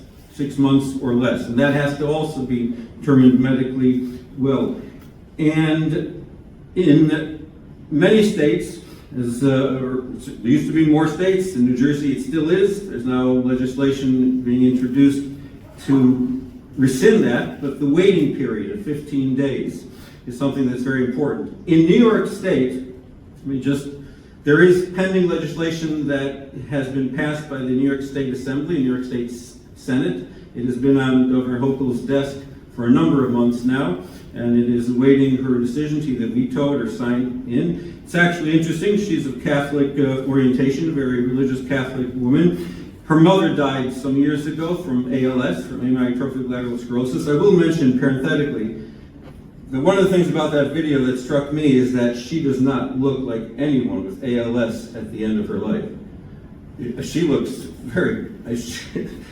People at the end of their life with ALS generally are on or need to go on ventilators, have significant respiratory distress, difficulty breathing. She may, I'm sure she has ALS, but from that perspective, it seems like she would have had perhaps some significant period of time. I find it hard to imagine that she actually was terminally ill within 6 months. With that aside, the New York State legislation is pending, the governor's decision, and the New York State legislation, if you read it, it's a lengthy legislation. It's very carefully crafted. It's very carefully put together, and the safeguards repeated many, many times in terms of many things that Dr. Weiner pointed out as well. And the requirements of determination of decision-making capacity, the requirements of terminal illness within 6 months, the offering of and counseling in terms of other options of palliative care, the options of other alternatives, all of the possibilities are considered. I believe there are some flaws in the legislation, which I will focus on shortly, but the legislation is very carefully crafted, and it is something that is not random, and is something that does take into consideration patients. Patients have to initiate on their own. For example, New York State legislation and elsewhere, a patient has to submit 2 requests to the physician, one written, one oral, and it has to be witnessed by witnesses. The witnesses cannot be related to the patient, cannot have any kind of consideration in terms of being an heir. There's very careful safeguards that have been introduced into these legislations that make it very, very difficult in general, clearly with important exceptions, as Rabbi Dr. Weiner pointed out, would make it difficult to kind of abuse the process. And medications that are used are also things that have been developed over the past number of years. Medications that are used, there actually is, it's a new field in medical aid in dying. There has been research done and articles published within the past few years about medications and what the protocols should be. For example, the medications that are used are familiar to many people. The concept of the medication process is also very carefully crafted. First thing you do is you pre-medicate the patient with an anti-nausea medication, because sometimes the medications or the condition may cause nausea, and the last thing the patient would want is to have nausea symptomatically and to vomit the medications, because that would defeat the purpose of taking medications. After pre-medication, the combination of medications, which the kind of protocols right now is about 5 medications that are put together into what's known as a cocktail. Generally all swallowed together in liquid form. They're formulated and powdered and dissolved in some kind of fluid, whether water or some other thing, apple juice. And the 5 medications are designed to accomplish 2 things. Number 1, first and foremost, to sedate the patient. The protocol is that the patient should first be in a deep sleep, unconscious, like coma state. And then the medications that are designed to actually terminate the person's life are then kick in. So the goal is, that's when others points out, it would be tragic if the person is not fully sedated and starts to have an irregular heart rhythm, an arrhythmia, or difficulty breathing, and they're conscious aware of it. That would be horrible. But in the research that has been done, the combination of the sedatives and what are known as cardiotoxic drugs, drugs that are toxic and detrimental to heart function as well as respiratory function, have been very effective. So the list of drugs is very interesting. Digoxin, digitalis. Many people take digoxin, digitalis for heart failure or for other arrhythmias. So digitalis is one of the drugs. But just to give you an idea, normally a person takes digitalis, anyone who knows, takes, let's say, 0.5 milligram. The recommendations for digitalis are like to take about 100 milligrams. 100 milligrams. That's a very large dose. Very effective in accomplishing medical aid in dying. That's just one of the drugs. Diazepam. Diazepam is an anti-anxiety medication as well as sedative. It's used to treat seizures. So it's certainly used as a sedative to create a deep sleep. And the normal dosing for diazepam, for example, is, let's say, a range of 2 to 10 milligrams. The dose that's normally given in medical aid is 1 gram. It's 1,000 milligrams. Again, very high dose, very effective. Morphine. Morphine is typically used, it's narcotic, that is used for pain control, moderate to severe pain control, as well as to relieve symptoms of respiratory distress sometimes, breathing issues. Here it's used as largely also to create a degree of somnolence, of sleep, of sedation. Morphine also as a narcotic creates a feeling of kind of a calming effect, as well as morphine is a respiratory depressant. It depresses the breathing center in the brain, and therefore that contributes to death. The normal dosing of morphine is, let's say, a high dose would be 10, 20 milligrams or so. This person, normally the protocols are the person gets 15 grams. 15 grams. These are shiurim not according to Chazon Ish necessarily. They're large shiurim, but I'm not going to say Chazon Ish shiurim. Amitriptyline, 4th drug, is a typical common antidepressant, tricyclic antidepressant. It's also a sedative, and it also can create arrhythmias, abnormal heart rhythms, which contributes to the person's death. Normal dosing is, let's say, up to, let's say, 300 milligrams. Amitriptyline dosing for medical aid in dying is 8 grams. 8 grams. And then lastly, phenobarbital. Phenobarbital is a barbiturate, used to treat seizures, for example, but it is also a very powerful sedative, and it also causes heart irregular rhythms in the heart, as well as respiratory depression. Normal dosing is, let's say, about 60, 70, 80 milligrams or so 5 grams are given, medical aid in dying. So the combination of these 5 drugs are very effective to create first sedation, and then respiratory depression, cardiac arrhythmias, and the person dies. The flaws with the medical aid in dying in New York State and many states is the following. So first, the 15-day waiting period, like Ryan pointed out, is very, very important. So New Jersey, as I started to say before, has such a stipulation, but there's efforts now to do away with that stipulation. The idea there being, as Ryan pointed out, is the person gives time to think about it and perhaps change their mind. The criticism of that is that patients who have to wait 15 days to actually implement, there are many patients who die during that period of time, and therefore were deprived of the opportunity. I'm not sure why that's an issue, because if they died in that period of time, so then thank God they were able to die hopefully peacefully and in an environment that didn't require any kind of assistance to actually terminate their own lives. But New York State legislation, as it's proposed now, does not have that stipulation of 15 days. I think that that's a major flaw with the New York State law. Number two, the laws have that if the physicians who are involved feel that the patient needs a psychological or psychiatric evaluation to determine whether the person has clinical depression or other durations, then the physician certainly should refer. But it is not mandatory. It's not mandatory that a patient, before actually implementing medical aid in dying, must undergo a psychiatric or psychological evaluation. I'll leave more of the psychological side to Dr. Sokol. I think that should be an absolute requirement in all legislation. Number three, in terms of palliative care, Professor Steinberg talked about palliative care. The truth is that, certainly not all, many patients who choose medical aid in dying, medical aid in dying, have engaged in aggressive palliative care, and in spite of that, still have these feelings.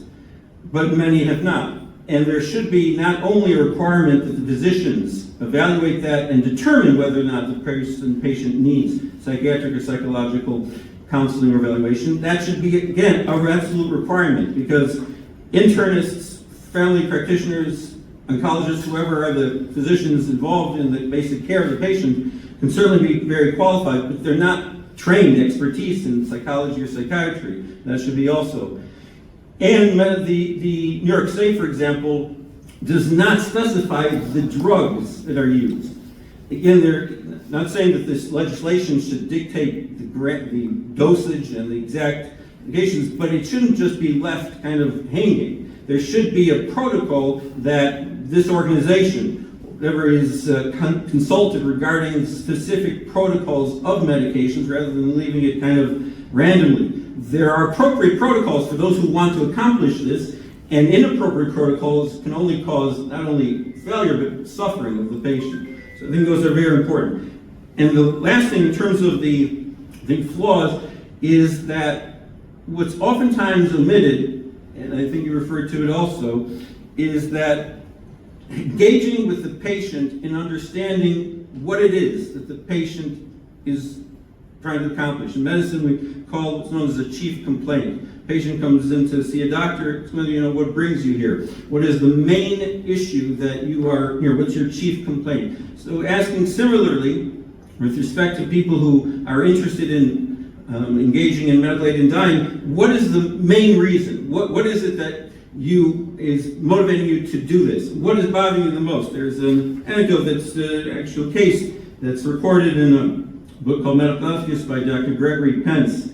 So he writes the following: a different clinical issue concerns relief of symptoms. Registrar psychiatric palliative care physician John Schuster says it is always important to ask the patient who wants to die, what is the chief symptom that makes you want to die?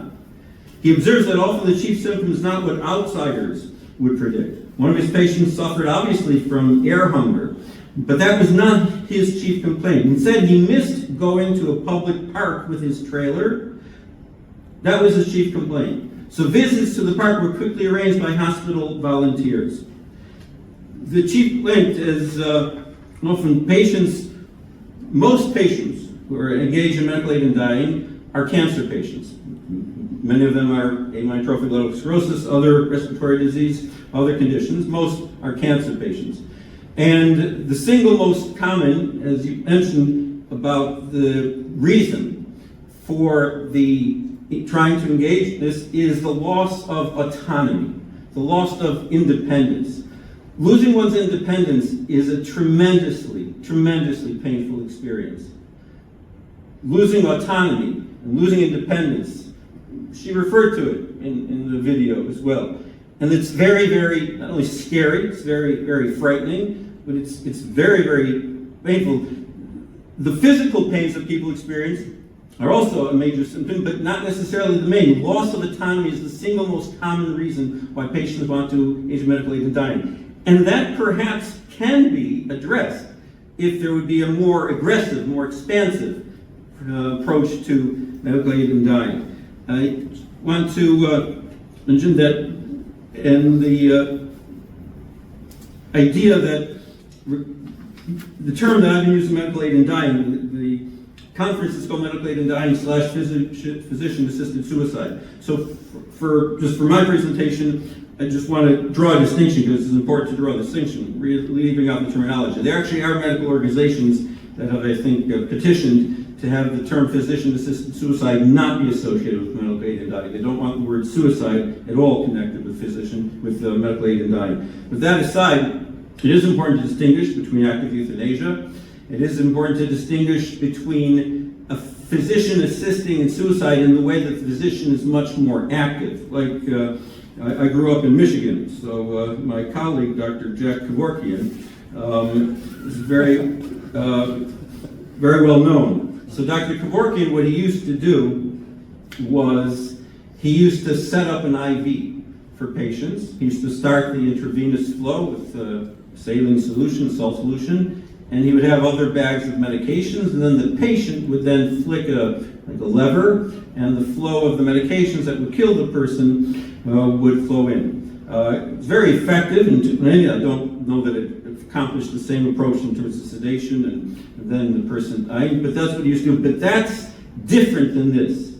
That's actively putting in an IV, getting the medications all set up. In medical aid in dying, this physician was there, but physicians don't have to be there. It's not required. And the patient must be able to self-administer. It cannot be given intravenously. These medications cannot be. Medical aid in dying requires that the person be able to take the medications himself or herself, either orally, or through a feeding tube, or if necessary, rectally.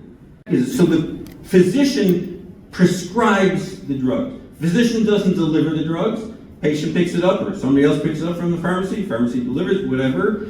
The physician is writing the prescription. That's what the physician does. So with that in mind, I'd like to kind of analyze from a halakhic perspective, medical aid in dying. As we mentioned before, this Shabbos we read about the prohibition of ma'avid atzmo ladas, that committing suicide is obviously a serious violation to our law based on the pasuk in this last week's parsha Noach. However, your blood of your lives, of your edrosh, I will demand justice for, I will seek retribution for, God says. And the next pasuk says, Shofech dam ha'adam, ha'adam damo yishafech, someone who spills the blood of man will also have that person's blood spilled through man. Ki b'tselem elokim, osas ha'adam, as was mentioned, tselem elokim. I want to come back and expand upon the ideas of ach and tselem. But this is the basis for prohibition of committing suicide. Minchas Chinuch has a very, very big chiddush, very novel approach, which is not considered to be accepted, but it certainly, of course, the Minchas Chinuch is worthwhile to mention, and it does open up further discussion. Minchas Chinuch claims that the prohibition of ma'ave atzmo ladas, person committing suicide, and the prohibition of lo tirtzach, of not committing murder, are two different violations. They are not part of the same. He claims that ma'ave atzmo ladas is not an example of lo tirtzach, one shall not murder. It's a separate prohibition. One perhaps can categorize it that way based on the concept of lo tirtzach, to commit murder, meaning to murder someone else, is a violation of beinodom l'mokom, violation of God's relationship with God, a person's relationship with God. God says, thou shalt not kill, so beinodom l'mokom, and it's also beinodom l'chavero. Person is obviously hurting another person. A person committing suicide is not beinonim lachavero. They're not hurting another person, and they give themselves permission to do this, and they feel it's to their best interest. But it is beinonim lamakom. So because we have the opinion that shofet dam hadam, he claims, is just beinonim lamakom, and therefore he says it doesn't apply to bnei Noach. It doesn't apply to non-Jews. Why? Because based on Gemara and Sanhedrin, the principle is that any mitzvah that was given before the Torah was given, if it wasn't repeated at Har Sinai, it no longer applies universally. It only applies to the Jewish people. So he says this prohibition was never repeated at Har Sinai. You don't find achas dimchel nashosechem edrosh. You don't find prohibition of committing suicide repeated at Har Sinai. So before the Torah was given, it applied universally to all mankind. After the Torah was given, only to the Jewish people. That's what he claims. It's only applicable, perhaps because of that beinonim lamakom. Obviously, many disagree with that approach. For example, Rav Moshe Sternbach has an essay where he discusses a shaila when he was in Johannesburg in South Africa for being in Eretz Yisrael about an Orthodox physician in a hospital in Johannesburg where patients were entirely, I think, non-Jewish. And he was asked once by the Jewish physician that there was a patient who wanted to have active euthanasia done for him, and the physicians in the hospital concurred and consented, but they wanted the director of the hospital, who was this Jewish Orthodox gentleman in Johannesburg, to sign off on it. So he asked Rav Sternbach, is he allowed to sign off on it? It's along the lines of Rosh Weiss. So, two things that Rabbi Sternbach mentioned. In the context of the discussion, he discusses this Minchas Chinuch, and he finds it difficult, of course, as generally assumed, that somehow Bnei Noach, non-Jews, would be exempt from the prohibition of committing suicide. There might be some other prohibition of the 7 mitzvahs of Bnei Noach, but not necessarily murder or shvichas dam. He says that, first of all, the pasuk says, Yitzelem Elokim. It's based on the fact that we're all endowed with whatever Yitzelem Elokim means, but in the image of God, and that applies to all humankind, so it makes no difference before Matan Torah, after Matan Torah. And he points out that we assume that the prohibition Shofik Dam Hadam, that Ma'abin Atzil Ladas is an extension of, or a corollary of Lo Tirtzach, not to commit murder. That's what Rosh Weiss points out. I'm not related to Rosh Weiss. There's another major posting in Israel, Rav Yitzchak, who is the Minchas Yitzchak. So Rav Shechter always used to ask me, sure, are you related to Rav Dayan Weiss? And so, not related to any of the Weisses. But in any case, the Rav Weiss points out that there is a discussion whether committing suicide is a separate prohibition or it's part of Lo Tirtzach. He discusses that question. So we assume it's part of Lo Tirtzach, and therefore it doesn't have kind of special categorization. But what is important to bear in mind halachically are a few things. Number one is the fact that all of these patients that we're talking about are supposed to be, by definition, terminally ill with an illness that they will succumb to within 6 months. That's known in halacha as Chayei Shah. Rosh Weiss discusses how do you differentiate between Chayei Shah and Chayei Olam, the difference between like a short-term lifespan and long lifespan. So he quotes different opinions, and he points out that one of the prominent opinions, which he generally subscribes to, but with some modifications of his own, is that the person lives up to 6 months. That's consistent with all of the medical aid and dying legislation. A person is terminally ill, dying within 6 months. That's called Chayei Shah. So what's the significance halachically of Chayei Shah? A person who has kind of a short-term lifespan versus longer. It points out, we are Machal Shabbos for Chayei Shah. A person, based on Mishnah and Yomu, a person has just a few minutes to live. We're Machal Shabbos to save the person even for a few minutes. But he points out that if a person has the opportunity to engage in a procedure that is very risky and could potentially result in the loss of their short-term lifespan, meaning instead of dying in 3 months, they'll die today on the table, or the procedure may actually save their lives and they will live a few more years. So the halacha is that a person is permitted, maybe not obligated, maybe obligated, but certainly permitted to dismiss the chayisha concern, the short-term lifespan, and even if it results in the person losing that short-term lifespan, to gain chaya olam.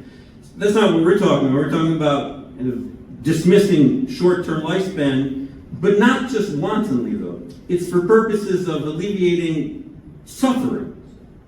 And one could make the argument, not halakhically really, but again, from an ethical perspective. If I'm going to speak to the governor, and I want to try to convince her not to sign the legislation, so I'm not going to necessarily, first of all, I won't tell her about the minchas chinuch, because then she'll say there's no problem.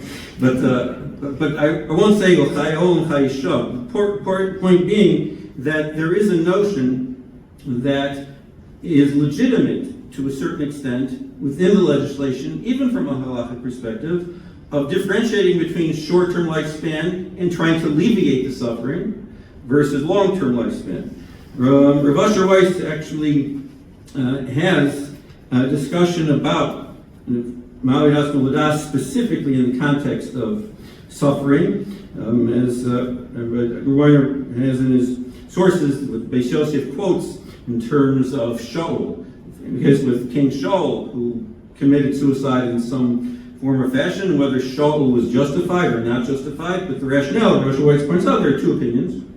And that the rationale to support the justification of Shaul having committed suicide and falling on the sword was that he did not want to subject himself to severe suffering at the hands of the enemy, hands of the Plishtim. And therefore, according to some, that would be a legitimate reason to compromise and forego one's short-term lifespan. If he didn't do it, he would have been killed within perhaps a few hours, in order to prevent or alleviate real suffering. So Rav Asher Weiss has a very, very fascinating distinction. He says, yes, that applies only if the suffering will be at the hands of another human being. Then the person is permitted to commit suicide to avoid being tortured by another human being. If the suffering is at the hands of an illness, not at the hands of another human being, and he says that concept of Shaul HaMelech would not apply, because it's not being imposed by another human being, it's min hashamayim, it's more in terms of natural causes, and therefore would not be permitted. It's also interesting just to mention, and then I want to kind of wrap up with the idea that I think perhaps would more resonate with the governor.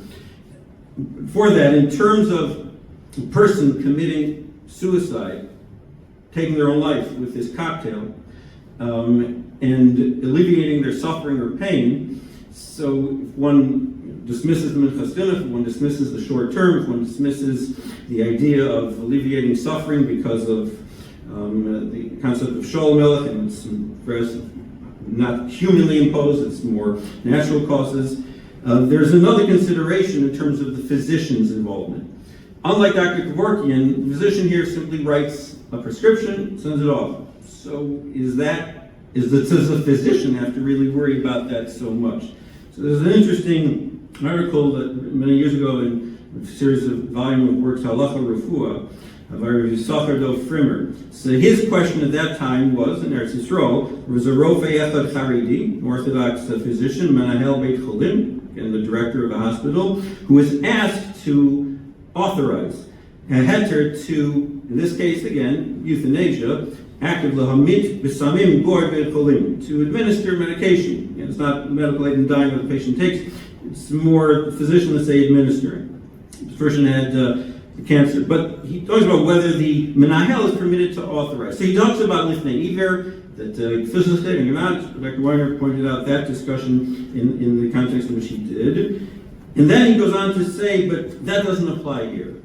Because he says that when it comes to ritzicha, when it comes to loss of life, taking a person's life, shortening a person's life, it isn't the method that is most important. It is important, but not most important. What is most important is the result, the outcome. And therefore, he claims that a physician who writes a prescription for a patient, physician who authorizes someone else to do something, that person is not, Lifnei is the least of that person's concerns. That's considered to be at least like ground retzicha, like the person is indirectly contributing to the person's death, indirectly contributing by that signature, by that authorization, because the outcome is what's so significant, and therefore, argue the physicians involved would be in violation of that. He points out that he quotes another Aruch HaShulchan, where the Aruch HaShulchan says the following, because the question that I'd like to conclude with and try to answer is why is it, as Rosh Weiss points out, and many point out, that we assume that if a person, let's say, has a terminal illness, short-term lifespan, and is suffering greatly, the person does not have to engage in every aggressive treatment. If a person doesn't want chemotherapy any longer, a person doesn't want to be put on a ventilator. ALS patients, it's an old famous discussion, Nishnas Avram quotes a whole discussion about a case from a patient, I think, in Haifa, or so many years ago, that both Rosh Zalman Auerbach and Eliashib both agree that when the patient who has ALS, more advanced, let's say, than this woman had, and would necessitate being put on a ventilator, the person does not have to be put on a ventilator. The person can refuse. Both Rosh Zalman and Eliashib. So we know that a person has a right to say that he or she does not want to live longer with the suffering and therefore can refuse treatment. That's B'Shev al Tasa. That's passive. So then why is it then, if that's the case, so why is it that actively alleviating the person's suffering by administering something, or the patient administering, self-administering, is prohibited? If we're acknowledging that and this is just a little different perspective, that the sanctity, the Kedushas Chaim, the sanctity of the life is such that the person has the right to forgo their life for whatever additional period of time to live in order to avoid suffering, doesn't have to engage in chemotherapy, doesn't have to be put on a ventilator. And yet, if the person is already on the ventilator, we assume you can't simply disconnect the ventilator if the person will die within short order. So why is it that passive, active, if the goal is the same, why is there a difference in halacha? So Aruch HaShulchan points out that Aruch HaShulchan says that even though we can clearly see Shemitzar Harbe, the person is suffering tremendously, and V'tov lo hamovis, and it really is in this person's best interest to be able to pass away and not continue suffering. That's the ultimate assessment. Mikomokom, regardless, asur lonu lasos davor lekarev misaso. We cannot actively engage, we can passively withhold treatment. We can't actively engage in something that will contribute to the person's loss of life. Why? V'ha'olam umlo'o shel HaKadosh Baruch Hu v'kach ritzono yisborach. Because the world ultimately is God's world, and that's His will. Meaning, Professor Steinberg quotes also the concept that it's a Gzeir HaKadosh Baruch Hu. That's the way God decreed it. Perhaps philosophically, perhaps logically, the distinction doesn't, but that's Gzeir HaKadosh Baruch Hu. So I'd like to conclude with suggesting that perhaps the difference is the following. The Pasuk says regarding committing suicide and Shofet Dam Adam, Kibit Tselem Elokim. What is Tselem Elokim? So many interpretations of Tselem Elokim. So one of the interpretations that the Das Mikra quotes is the following. The Tselem Elokim, the etymology of the word Tselem is from the word sail. Sail means a shadow. So God is saying that human beings are my shadow. God is saying in this world you can't see me, but I'm present. And if you want to appreciate my presence, then look at human beings. Human beings are my shadow. So I think that if we have more than just an neshama.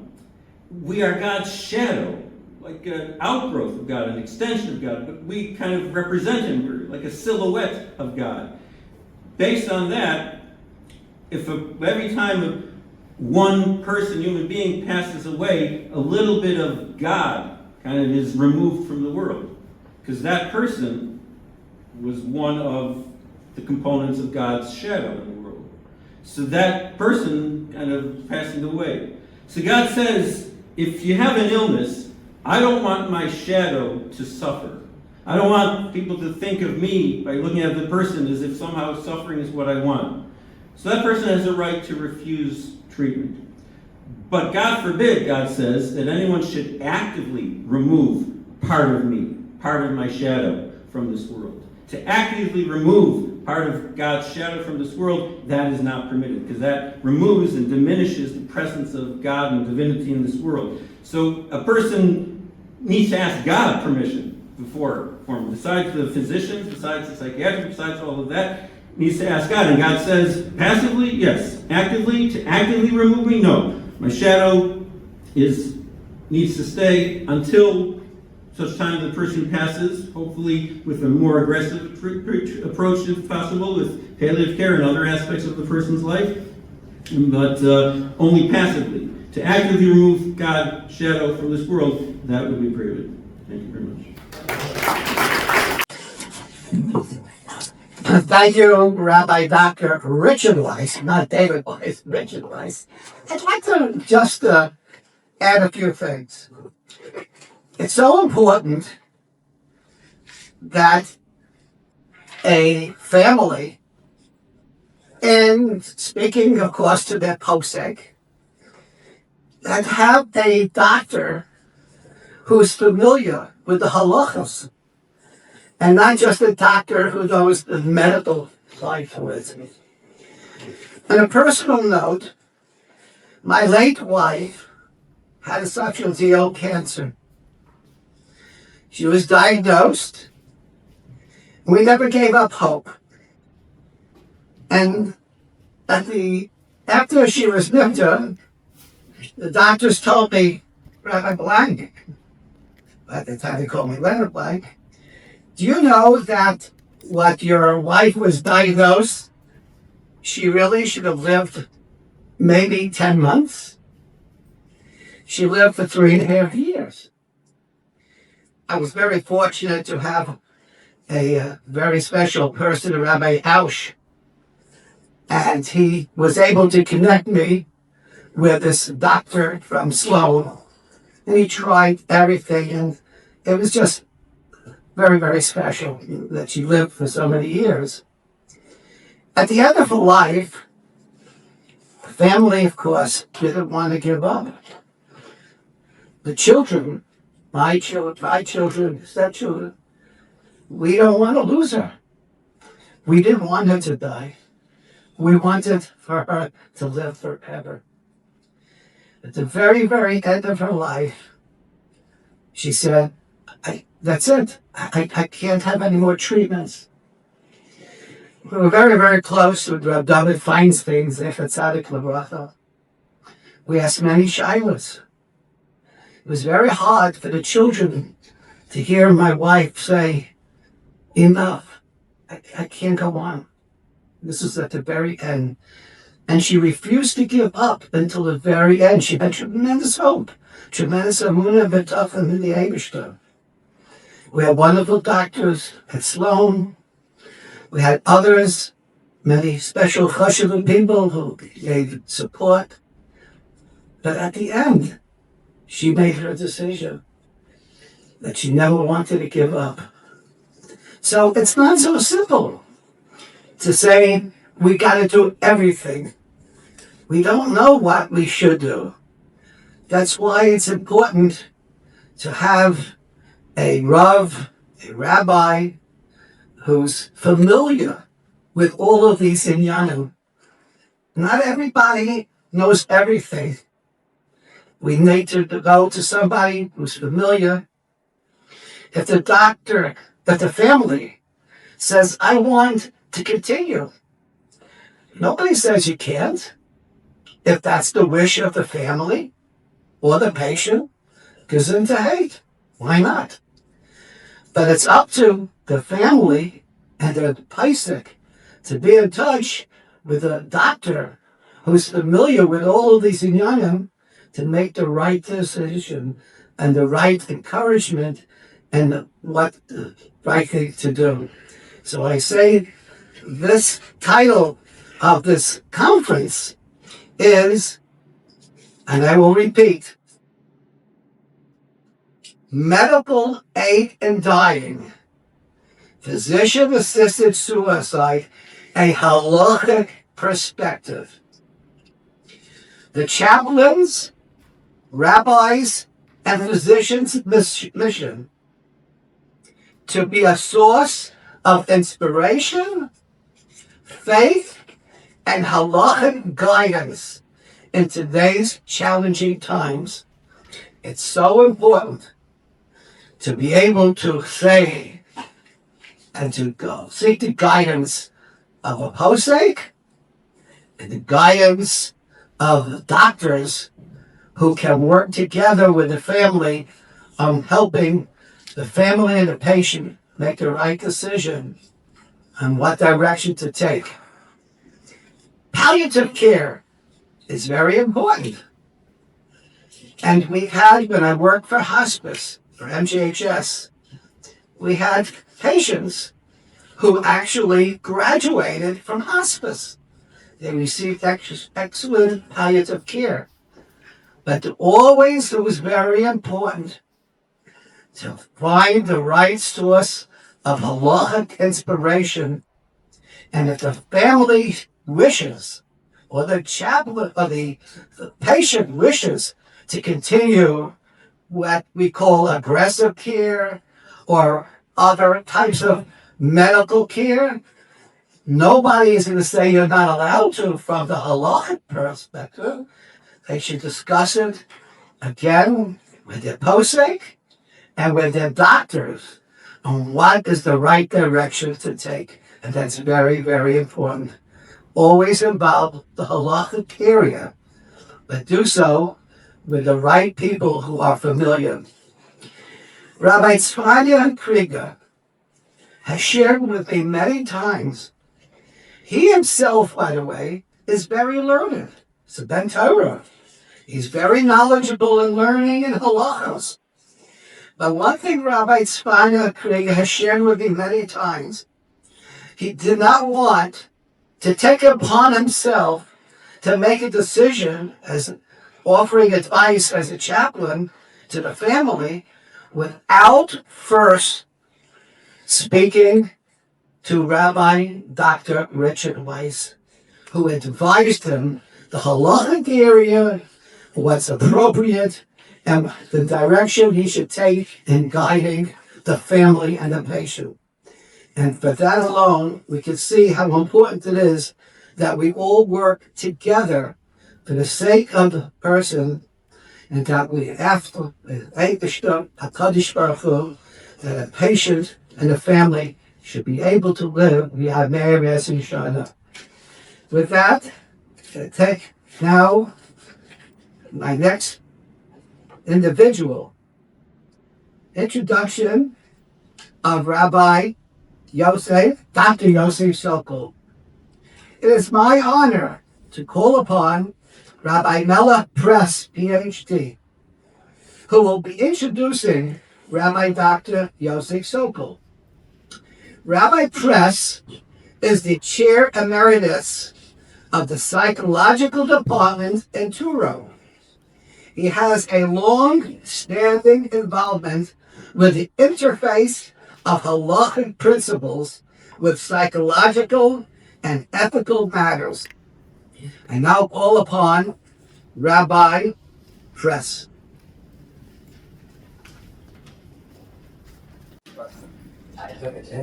Thank you, Rabbi Blank. It's a pleasure to introduce Rabbi Dr. Sokol. People don't appreciate today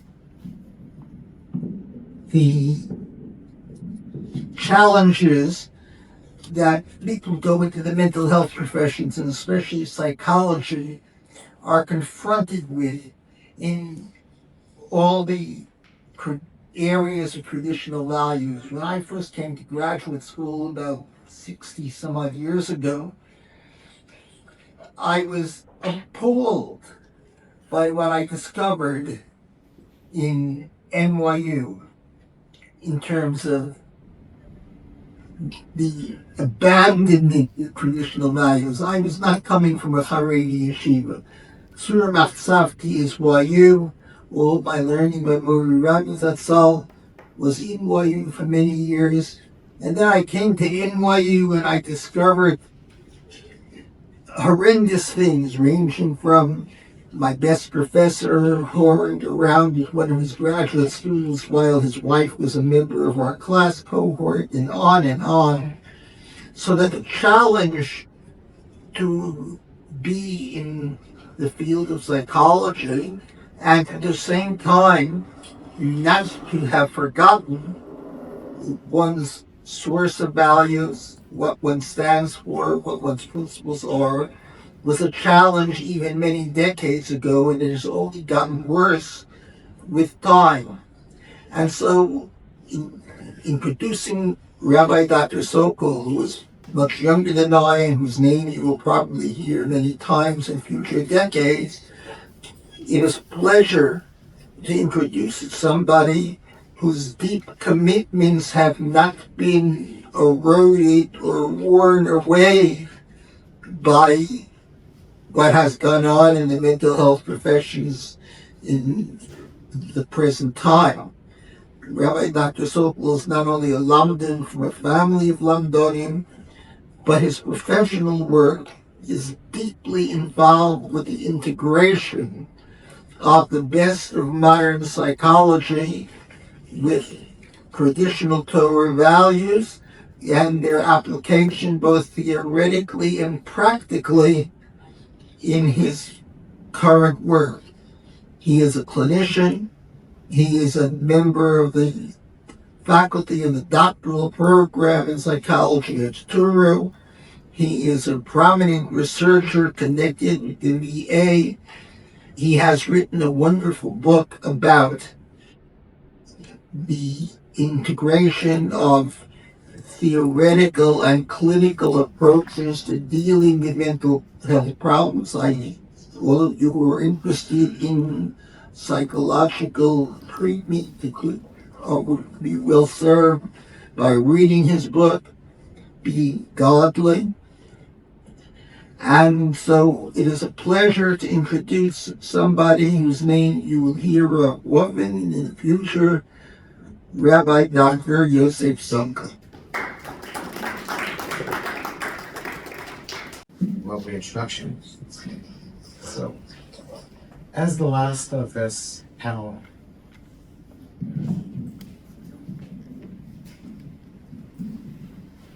I have I'm in the fortunate position of where a good deal of what I intended to cover was already covered. So you will all bear the fruits of that, because this will be a little shorter as a result. And also I can build upon what my esteemed colleagues said. The remarkable panel that we have that I've already spoken about.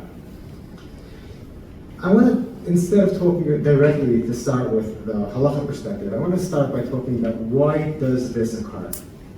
Why do people want to end their life early? The desire for a hastened death is what's called in psychological literature. Why should people want that? And this is, when people talk about the ethics of it and people advance legislation for it, they often fail to comprehend what is actually going on psychologically in people as they move towards that request. And I think as a result, leading to really problematic ethically, as well as just human, how should we help people in this circumstance? My colleagues have already mentioned that kind of the study in Oregon that talked about one of the reasons being autonomy. I'm actually going to take a step back and talk about who is doing this study. You might think that people who suffer from poverty, people who are in lower SES, and people who are minorities, people without family, would be more likely to request a hastened death. That is incorrect. The profile is actually, many studies have confirmed, to be people who have done well in life. The classic profile is a white person who's higher SES, college educated, and when studying in Oregon found 78% of people who had requested early medical aid in dying were college educated, well beyond the norm of the state. These are not people who were not successful. In fact, it's the people seemingly were more successful in life. How do we understand that? And when I was trying to comprehend this, I thought back about my grandmother. My grandmother was a Holocaust survivor. She was in Auschwitz. And she was, I think, the person in my life I really admire most. Strong person, extraordinarily dedicated to following her values and living according to Yiddishkeit in an era where that was very difficult. She was a truly, not just an extraordinary woman, but an extraordinarily powerful woman. Remarkable sense of self, remarkable sense of dignity. And, no, I'm not going to give away, she did not request medical aid time, just to be clear. But she very much, when I spoke to her near the end of her life, expressed the desire to go home. That her life was over already, and she wanted to be with her parents who died in the Holocaust. She wanted to be with her husband who had passed away 10 years ago. She felt she had lived her life already, and she didn't want to continue as it was. And it kind of was hard for me to understand this woman who I profoundly admire, and it seems to be something that I know she followed Jewish values well beyond I ever possibly could, and yet she was expressing something that appeared to be against our Jewish values, the sanctity of life. And then as I was kind of learning about this in my psychological journey, how to understand this, it became clearer and clearer. And just kind of two major studies talk about why people, when they ask people who have made a request for end-of-life care, why they're doing this. One is the Oregon study, another in Canada, which was in 2023, over 20,000 people. These are large studies. In Oregon, it's 27 years of people have been requesting this. It's a long time. It's not just like asking a few people. They're asking many, many thousands of people. Why do they request this? There are three reasons that are given most commonly. Autonomy, which, as we mentioned, which means that they want to continue to be in control of their own story and their own life, and they feel they have lost that. They no longer make the decisions that matter. They no longer have their self being their own person. As one qualitative study quoted a person who made a request saying that, I am no longer a person, I am a dependent. I no longer live, I exist. I do not want to continue this existence. There's no autonomy, there's no sense that I am me anymore. The second is dignity. People say that they have lost dignity. And this often comes down to practical things in people's lives. One point that comes up very often is difficulty with going to the bathroom, incontinence. People feel that if somebody else has to take care of me, I don't have the human dignity, but they've lost their sense that I am a person with dignity. And the third, which actually is mentioned both by the colleagues as well as in the video, no longer engaging in meaningful activities. Not being able to do things like going to the park, as somebody mentioned. Not being able to, I remember my grandmother couldn't really go to the store. My other grandparents, actually, my grandfather, talking about how he was a person of extraordinary spiritual man who, he said, I remember my father telling me, he said to him that I'm a davener and I can no longer daven. For somebody who's defined themselves by the relationship with Hashem, talking, davening, no longer being able to read a siddur, no longer being able to connect to Hashem in that way. Or somebody, I remember my grandmother was very intellectual, loved reading and could no longer read. The things that gave them meaning in their life are taken away. So when you put these together, autonomy, meaning, and dignity, what do they combine to? Well, it's not pain. Pain was often low down. So in the Canadian study, about over 95% of people mentioned autonomy, and less than about 50% mentioned pain at all, but not even in the top one. It was lower down on the list. In Oregon, only 25% of people mentioned pain at all. This is kind of, I think, a common misunderstanding that what's happening is that there's someone near the end of life in extraordinary pain who wants to end their life to diminish their pain. Modern medical science has advanced palliative care remarkably. People are generally in hospice who make this request with good palliative care. Yes, we can do better. And ethically, we should make sure they're getting good palliative care, but it's not often the actual push, the pressure. The pressure is coming from existential issues. Autonomy, meaning, dignity, these are what give existence what it is. When people don't have that sense that I'm autonomous, I engage in meaningful things, I have dignity, what happens is, as you can see from people describing this, they have an eroding sense of self. They no longer feel like they are a person anymore in a meaningful way. And as some people put it, they want to end their life while it's still them that's ending their life. They don't want them to be gone before they die. That's existential. That's not about physical pain. So if we think of this as people being in pain and we try to help them with their pain, we are kind of missing the point. It's necessary, but it's not sufficient. So thinking of these reasons and this existence, now we can think of this from a new way. The research and theory on medical assistance in dying and physician-assisted suicide, I think, is understanding the reasons for it and really think of it as like preventing it if we want it was in its infancy. Because it's traditionally been thought of as who ethically should get this and why, and then the huge legislative debate about that, rather than how do we theoretically understand this from a psychological point of view, and therefore perhaps how do we help people and prevent it. But there's a lot of literature about suicide. And this is my own area of expertise. Why do people want to end their life in general? And how do we help people with that and recover from that desire?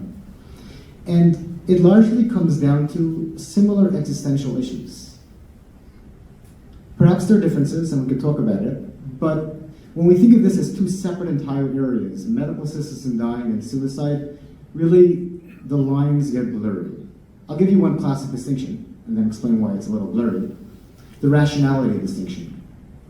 The people like to think that the difference is that somebody who wants to end their life does not have a terminal illness or a chronic illness, whatever legislative version you want to use depending upon the country, they are being irrational. They are not correctly interpreting reality, and that leads to their desire to die. While people who are requesting a medical aid in dying have a rational perspective on reality, and therefore we should honor the request for dying. The problem is that it's simply not correct to say that everybody who wishes to die is irrational, and that everybody who requests aid for dying is rational. Many people, in my own research and clinical practice, I see requests want to die from suicide for very rational reasons. Yes, perhaps we can help them with that, and therefore they will not want to do it anymore. But saying somehow that they're just like wrong about life, these people, some of them, not all, but some of them have thought deeply about life, have thought deeply about the kind of the existential suffering they have in being alive and no longer wish to be here. We can respect that and not call that irrational and just diminish it and say that therefore we should ignore it. And in contrast, people who request aid for dying, about 25 to 30% of them actually do suffer if you assess them from major depressive disorder, depression. Many of them have difficulties if they actually do an assessment of have some level of cognitive impairment. Only 6% of psychiatrists, when surveyed, said that they really feel competent to say in a single session that they are capable of saying that this is not due to mental illness, that they have competency, and that's actually what's often done, a single session for this. Yet, there's a sense that if they're asking it and they have a terminal illness, we can assume it's rational. It's not so, the line is not so clean between suicide and physician-assisted suicide. Therefore, we should also be thinking of this from the context of why does anybody want to die?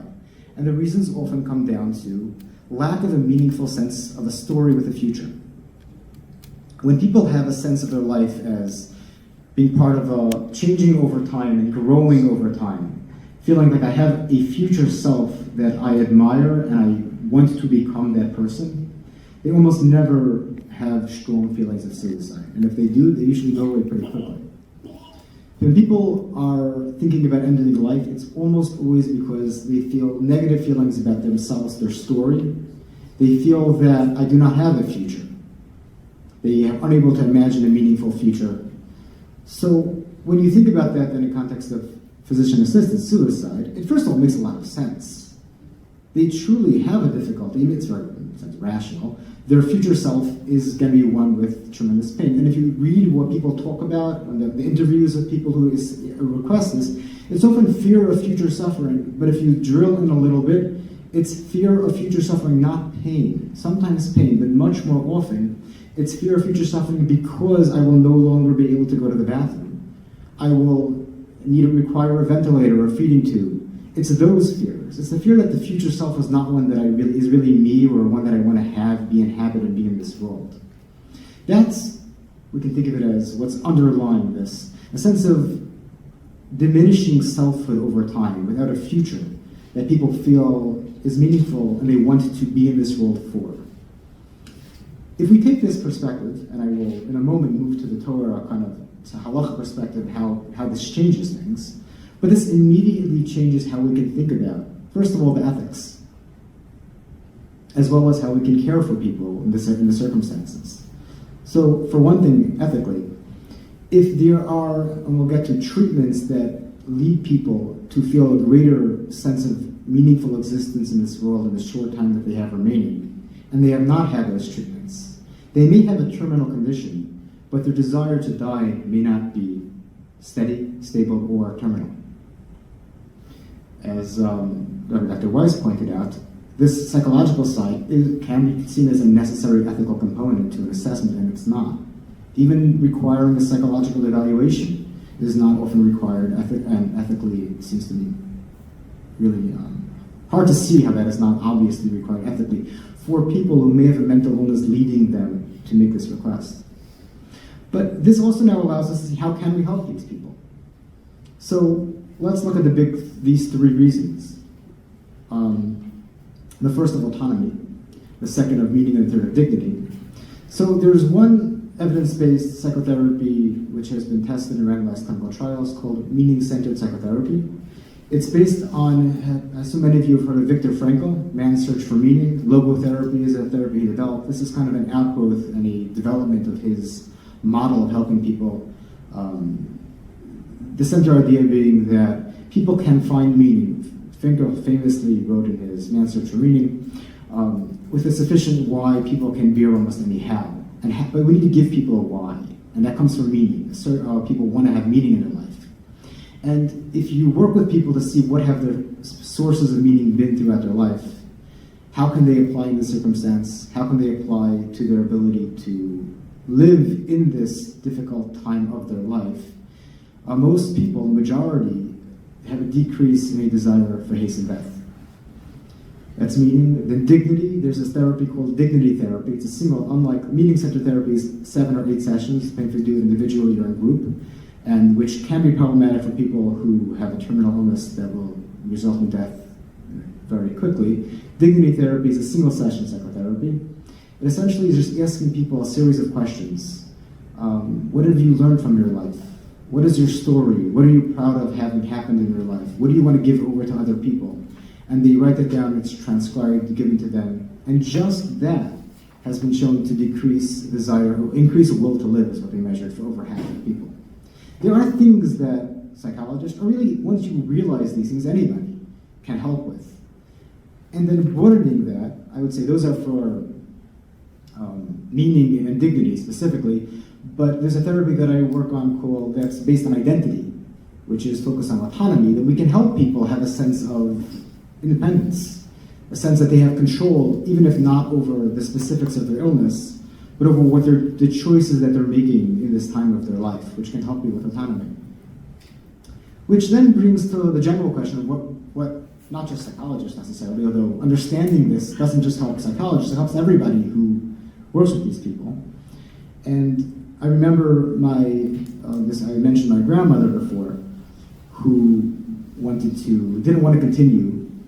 And I remember my mother telling me that she, as much as possible, gave her decision-making power in every area of her life.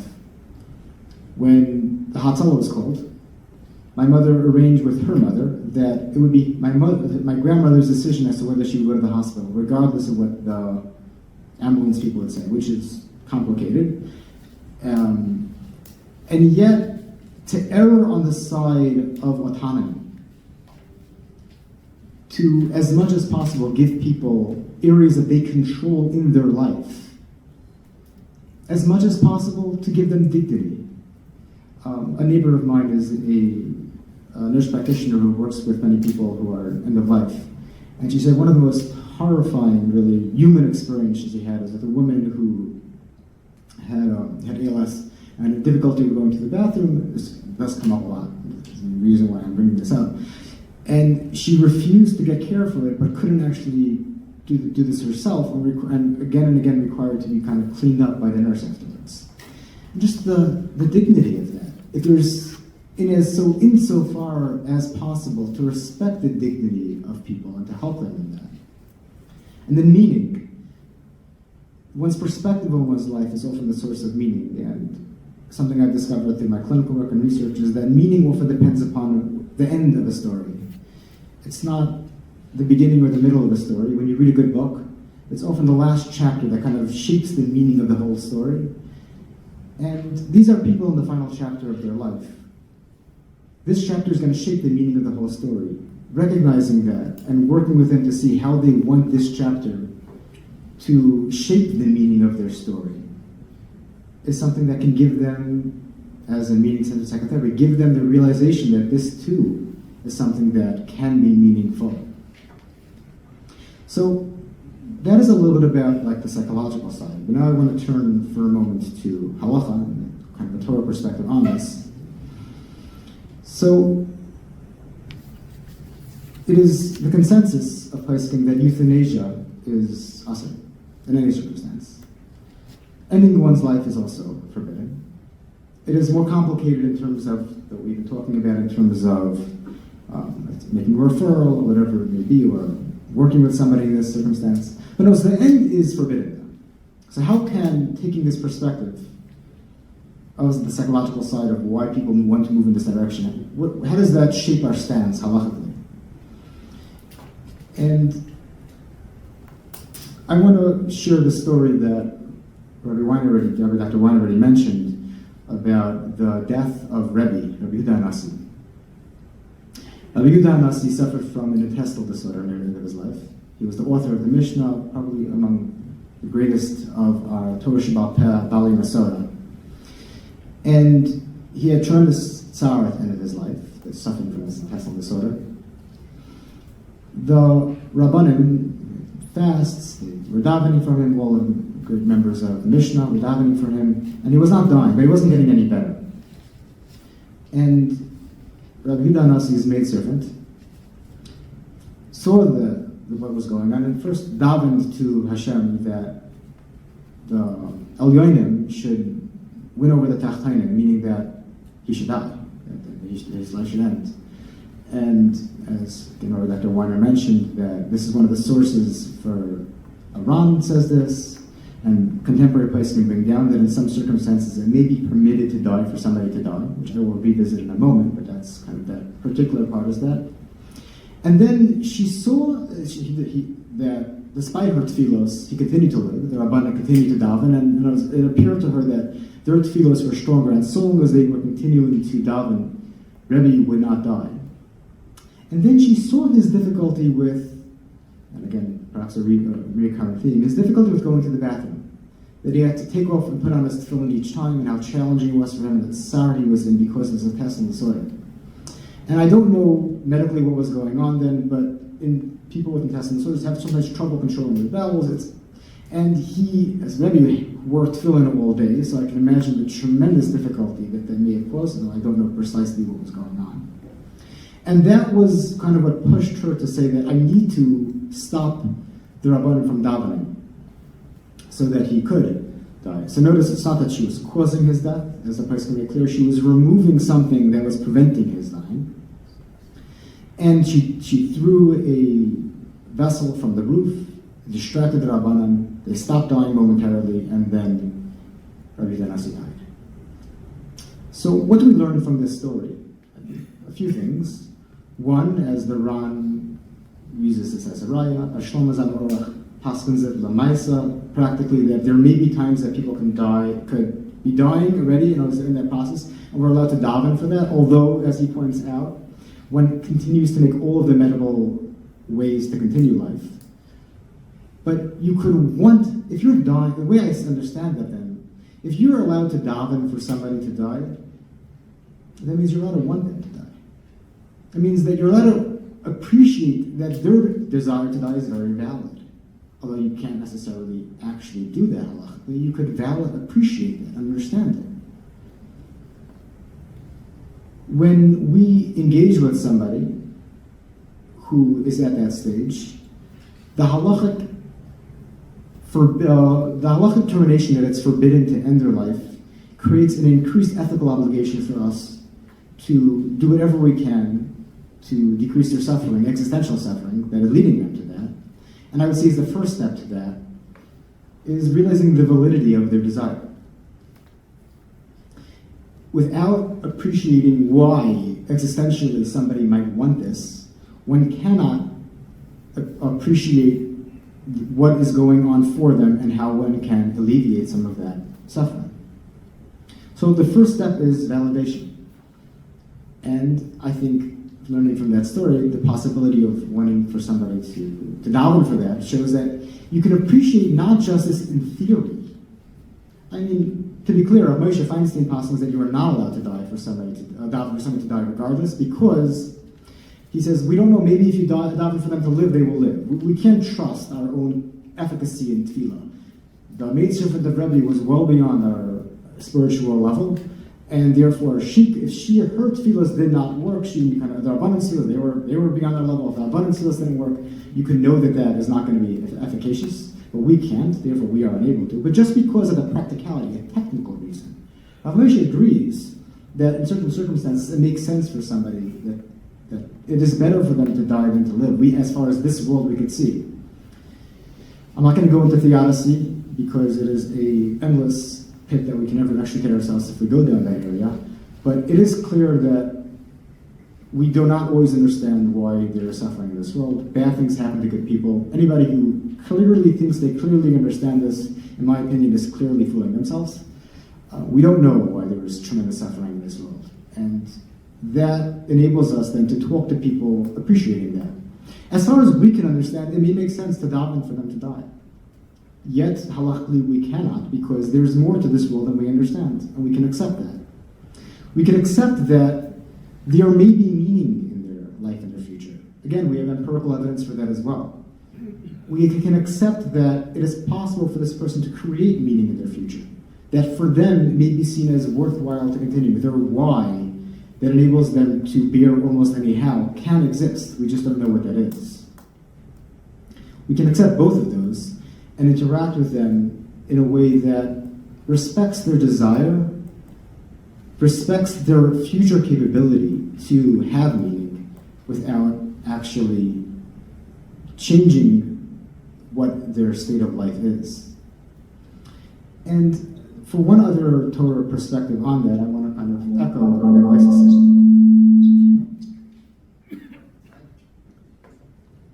Rabbi Dr. Weiss quoted a parish on Tzelem Aleichem. I want to quote two other parushim and see how when they come together they could help us understand a little bit more about this. One is the Sforno that says, what makes us B'Tzelem Aleichem? Our capacity to choose. Bechira. Hashem is a bocher. Hashem chooses, Hashem creates existence through choice. We can choose. And the Malbim that says that it is not everybody that chooses, that is actually like Tzelem Aleichem. It's people who choose like Hashem, who are in this world for doing meaningful purpose. Although Nevis is a modern take on that, the meaning and purpose, but are acting like Hashem in this world. Those choices are the ones that are Tzelem Aleichem. When you take those together, we can understand perhaps a little bit of why, even at the end of people's lives, it could be that their lives, we shouldn't end them, because they still have the capacity to have meaning. People have, I don't understand why. I have never been in the suffering that I've seen my clients have been in, and yet I've talked with people who have suffered with such great suffering that I do not understand how they still find meaning in it, and yet they do. I have seen people who have such tremendous sorrow that if I'd be in their place, I cannot imagine wanting to continue to live, and yet they do, because they find meaning in something of their life. If people can have this, they can make choices that have meaning, then we can see that maybe there's a reason for them to continue to live. I don't know if that's why there's this halacha, I do not understand it, and yet we can talk about the possible reasons for why this may be. taking that into account, how can we now talk to people by respecting all of these things? That they have suffering, existential suffering, a lack of autonomy, a lack of dignity, a lack of meaning. And the first point should be asking them, as my colleagues have pointed out, the first thing you should do, why do you want this? Whether we do that as clergy, as psychologists, as mental health counselors, medical, wherever we're coming from as Rabbanim, why? Really willing to ask that hard question. There's a reluctance often to ask people hard questions. I know in suicide research this is a big deal because we know when you ask people if they plan on killing themselves, it's often helpful and preventative of them killing themselves, but people resist asking them why. People are frightened that if I ask them, do you plan on killing yourselves? It's going to bring the idea into their mind. And as somebody who's worked with many suicidal people, I can tell you, anybody who asks that question to has thought about it many times. You're not bringing anything into their mind. This is their bread and butter of their existence, the struggle to whether or not to continue. You are merely showing that somebody else gets it. Similarly, with somebody at the end of their life, if you ask them, why do you want this? And having them consider the reasons for that is not going to bring it into existence, it's what they are dealing with. Start with figuring out what does this mean for them, listen to them, try to infer what it means from their perspective, then validate that this makes sense. You may not agree with the indecision of death, but you fully understand and appreciate why they may want that. From that perspective, try to help them see if there's some way to have autonomy. They may mention meaning or autonomy. It's very common. Talking to them if there's any way to bring that into their life in some way is both, I believe, the ethical requirement and the halachic requirement, because that is what enables them to alleviate their suffering. We have a halachic obligation and an ethical obligation to alleviate their suffering. That is actually the empirically based way to do so. So, taking all of this into account, why do people wish this? Is kind of, I was invited here to give over some of the psychosocial reasons for this. The reasons, if you take on one thing from this, is that it's not usually pain. Pain may begin the process, but it's hopelessness. It's a hopelessness that comes from existential issues of they don't feel like they have a self anymore because they've lost their respect for who they are, they've lost their self, they've lost their autonomy, they've lost their dignity. That is what's leading to this. It is not people often who have been failures, it's the opposite. My grandmother, who was a strong woman, who was someone who had the willpower and the power of self to be the matriarch of her family, it is not a contradiction as to why she went in her life, but that's exactly the reason. She didn't want to be dependent on other people. She didn't want to have a loss of self, of this person that she had become. If Hashem requires it, she will do that, and she did not end her life. But I fully understand now why she wanted that. And with all of our people we interact with in our life, we should try to respect where they're coming from, understand and appreciate that while halacha may limit the things we can do, halacha also obligates us to do things, such as aid them in the way that we can through helping them with what they're going through, existential concerns. Thank you all.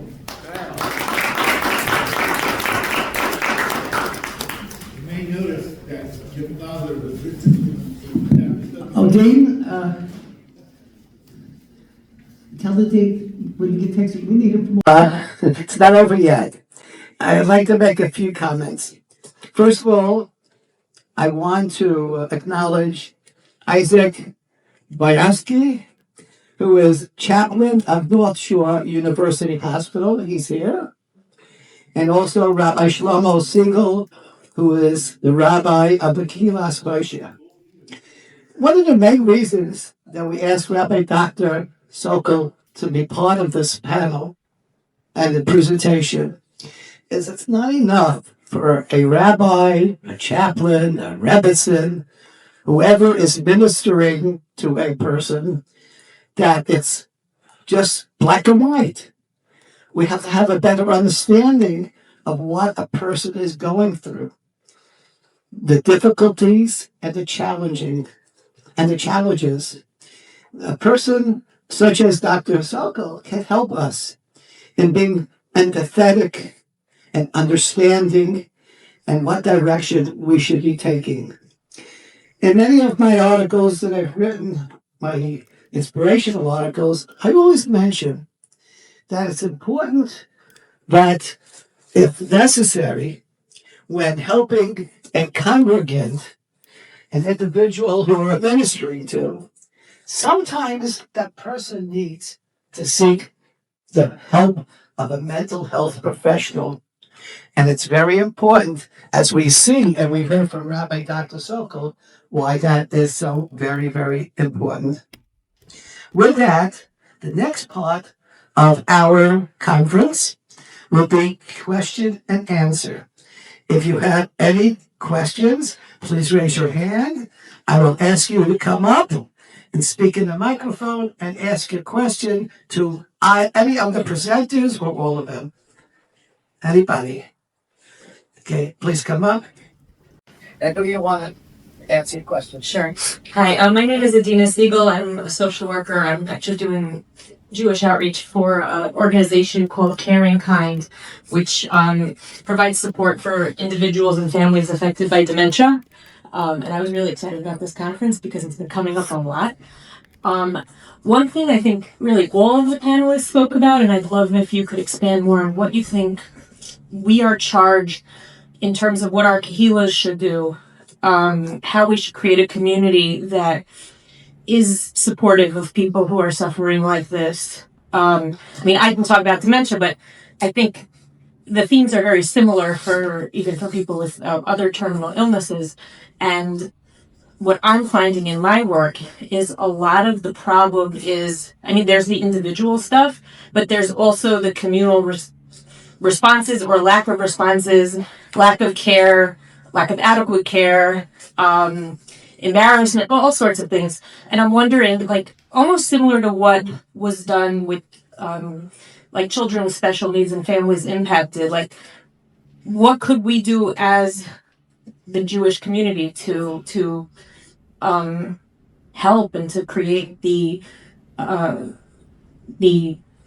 foundation for it to be not an ideal thing to kill yourself if you are dealing with these adverse circumstances. Thanks. Would each of you like to respond? Who wants to respond first? Is the microphone on?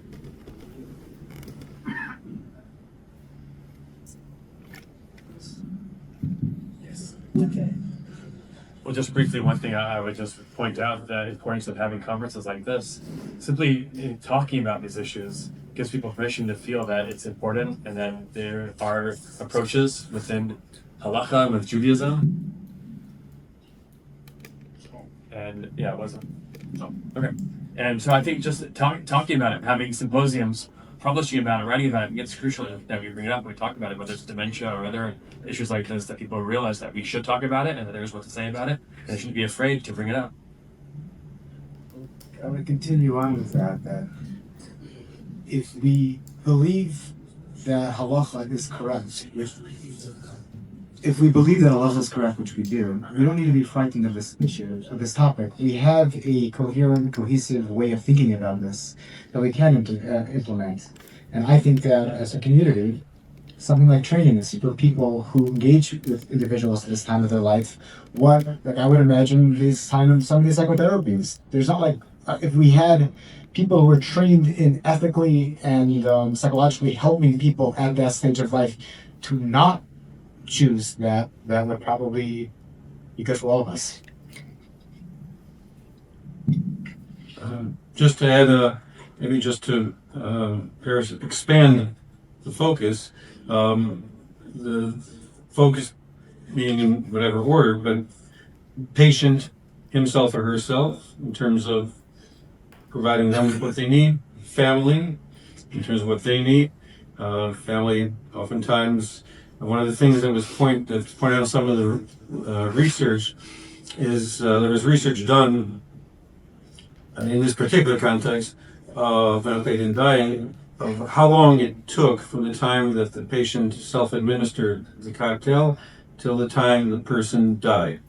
So the research pointed out that the amount of time between the administration and the death was not so important because the sedation took affect where they live. But it was an issue to family members who would perhaps be there for hours and hours in certain cases.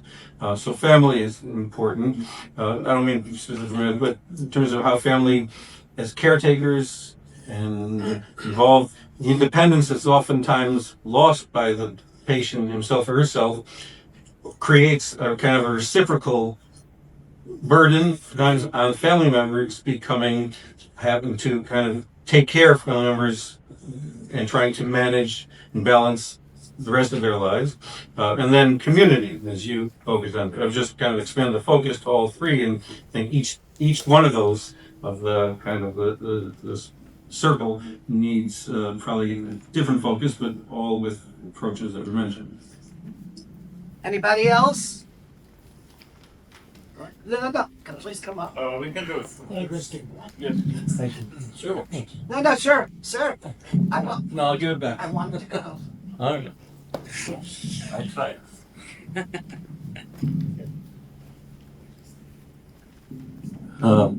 Yochanan Ivri, chaplain, rabbi at the Caring Hospice, also rabbi at Torah Semis. Thank you again, Rabbi Blank, our esteemed panelists. It's amazing that we have this conference.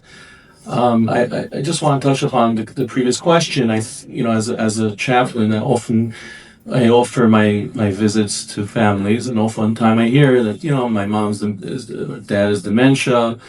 What's the reason? What's the purpose of you going there? They're not even know you're there. So one of my common responses is I'm going to sing to them, and I'll sing a prayer, I'll sing a hymn, and oftentimes you get a pretty response. You get someone who hasn't spoken singing Shalom Aleichem or Avenu Shalom, for example. There's a famous story, I forget who it was, a chassid who came from Russia and introduced us a nigun back, I think, in the 60s. And he ended up in the Bedford nursing home in Williamsburg. And they wanted to bring him to the Lubavitcher Rebbe for lekach. He would give out the honey cake. And, he was already in his 90s and advanced dementia. And they brought him in the wheelchair, and they literally had to carry him in front to the steps or whatever at the sukkah where the Rebbe gave out the lekach, and he was totally out of it.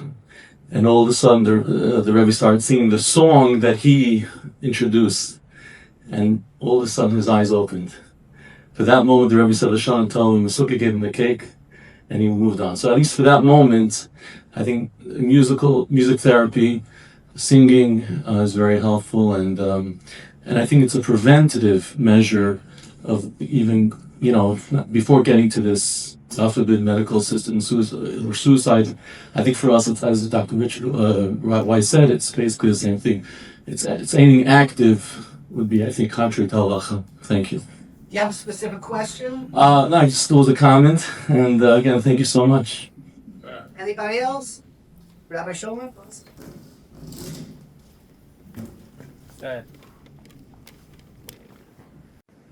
The video that we... Yes. Who you are? Yes, Yaakov Shulman. I'm the president of the Igud Harabanan, one of the sponsors today. Rabbi Weiss had shown us that video from ABC News, and also commented that the 15-day waiting period was now under consideration in New Jersey, I believe, for being waived. And the consideration was because perhaps the patient might die in the interim, won't have a chance to take his life. And at that point, I wasn't sure whether I was sitting here in Chelm or in Sedayim. Couldn't distinguish. Again, on the one hand, the absurdity, it just struck me. And on the other hand, the Anshe Sedayim Rayim V'Chatayim, I mean, the Gufan, the Mamainam, to give a person the chance, the ability to take their own life. I also was, I must tell you, just my own visceral reaction to that video from ABC News, I felt revulsion. Why? It's presented, I mean, the tone was so understanding, uplifting, the whole family, there's laughter, there's tears. It's almost this is ABC News. The propaganda value is showing, look how normal and wonderful this is. People now have this opportunity to die with dignity. And what came back was what Rabbi Silverman had said. I wrote it down. The very option of physician-assisted suicide lowers the value of life. The fact that there is even that option. So when you come into the hospital, yeah, it's an option.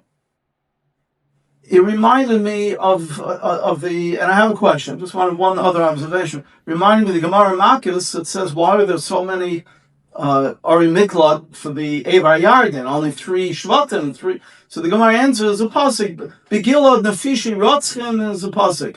So all the Rishonim ask, but Ritzicha, you don't go to the Yer Miklat. It's a capital crime. You don't go away to the Yer Miklat. And the answer is, once there were more Rotzchim, the value of life was cheapened, then nobody was careful, there was more negligence, and needed more Mikla. The whole tone, somehow, of legislation and common sentiment now reduce the value of human life so that we can be negligent about it. We can consider it something uplifting to take the life. And the Torah approach that you've all mentioned, all the various marmakomas that you brought, show us to the contrary, that Tselem Elokim within us. Question. A woman that I'm dealing with recently became an almana 3 months ago after a 60-year marriage. Clearly depressed. The children are talking about suicide ideation. Okay, Vasavert, I mean, Yiddish speaking. A lot of what I heard today, which, again, I'm not a chaplain, but I've dealt with others, seems to me to be an approach to show, look at the very fact that your grandchildren are here. Doesn't that give you a meaningful life, that you've transmitted so much to them? And of course she says, psychology, that's only for Mishigoyim, it's not for me. Okay. We want to try to figure out some strategy how to get through and speak to her in a meaningful way. That's what I'd like to ask the panel. Specific question, not so general, but perhaps you can help. Thank you. So I'll just start, because that's just basically what I'm going to say. I think Dr. Sokol will probably have something deeper to say. First of all, I'll just mention Rabbi Shulman. We had a case, not in our hospital, but in our city, where someone was so adamant to die in this manner that she actually had a surgery to keep her alive long enough to then be able to. So it wasn't just waiting, it was actually a surgical intervention to stay alive to be able to do it. It just shows you the mindset. But just one thing that I'll say, just on a basic level, before I turn it to a more professional level, just as sort of a chaplaincy also, but kind of what I was saying before, but just to emphasize it in the case you're describing, as chaplains, the main intervention is to be a very good listener, to enable the person to encourage them. Tell me more, help me understand what it's like. So sometimes there can be just an impact of feeling heard and feeling like, okay, someone really cares, someone's listening to me, that just in itself has a massive impact. There's more, but that's just as a basic. I would say the basic was going very far there, and that's actually I would recommend the basic being the first start, definitely. I published a paper recently about what I call the trans-theoretical model of suicide recovery, kind of looking at how people recover from desire to die. And it turns out there's 3 separate stages. The first stage matches onto something we call pre-contemplation. The first stage is essentially where they don't perceive the possibility of meaning.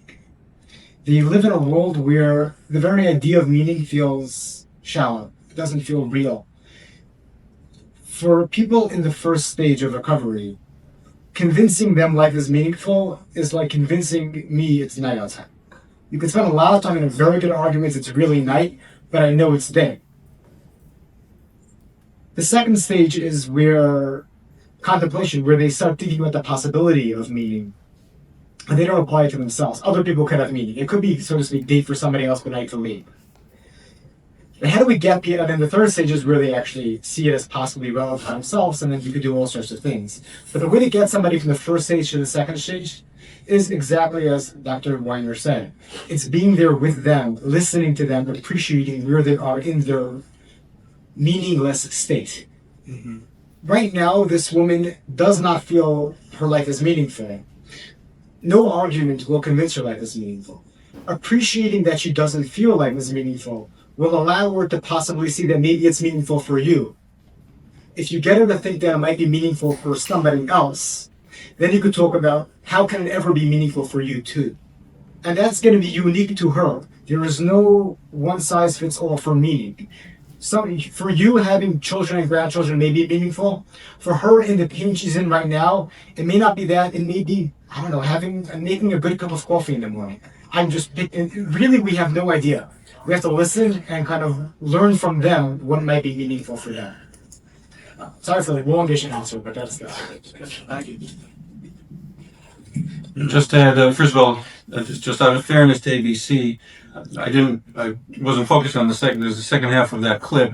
They aired an episode or segment the following night, perspective in opposition to medical aid in dying. So, which I looked at, I didn't think it was as actually impressive as the one they did before, but nonetheless they did show that. Just to add, the Pasuk says in Bereshit regarding Yaakov, "Vayima'en lehisnachem," that his children wanted to comfort him in the loss of Yosef, presumed loss of Yosef, and he refused. He couldn't be misnachem. So leaving out Rashi says that because he was really alive. But the point being, which I think just is what saying that many years ago, it's still classic Nancy Kubler-Ross. Formatted with kind of 5 stages in terms of loss and grieving is a very important part.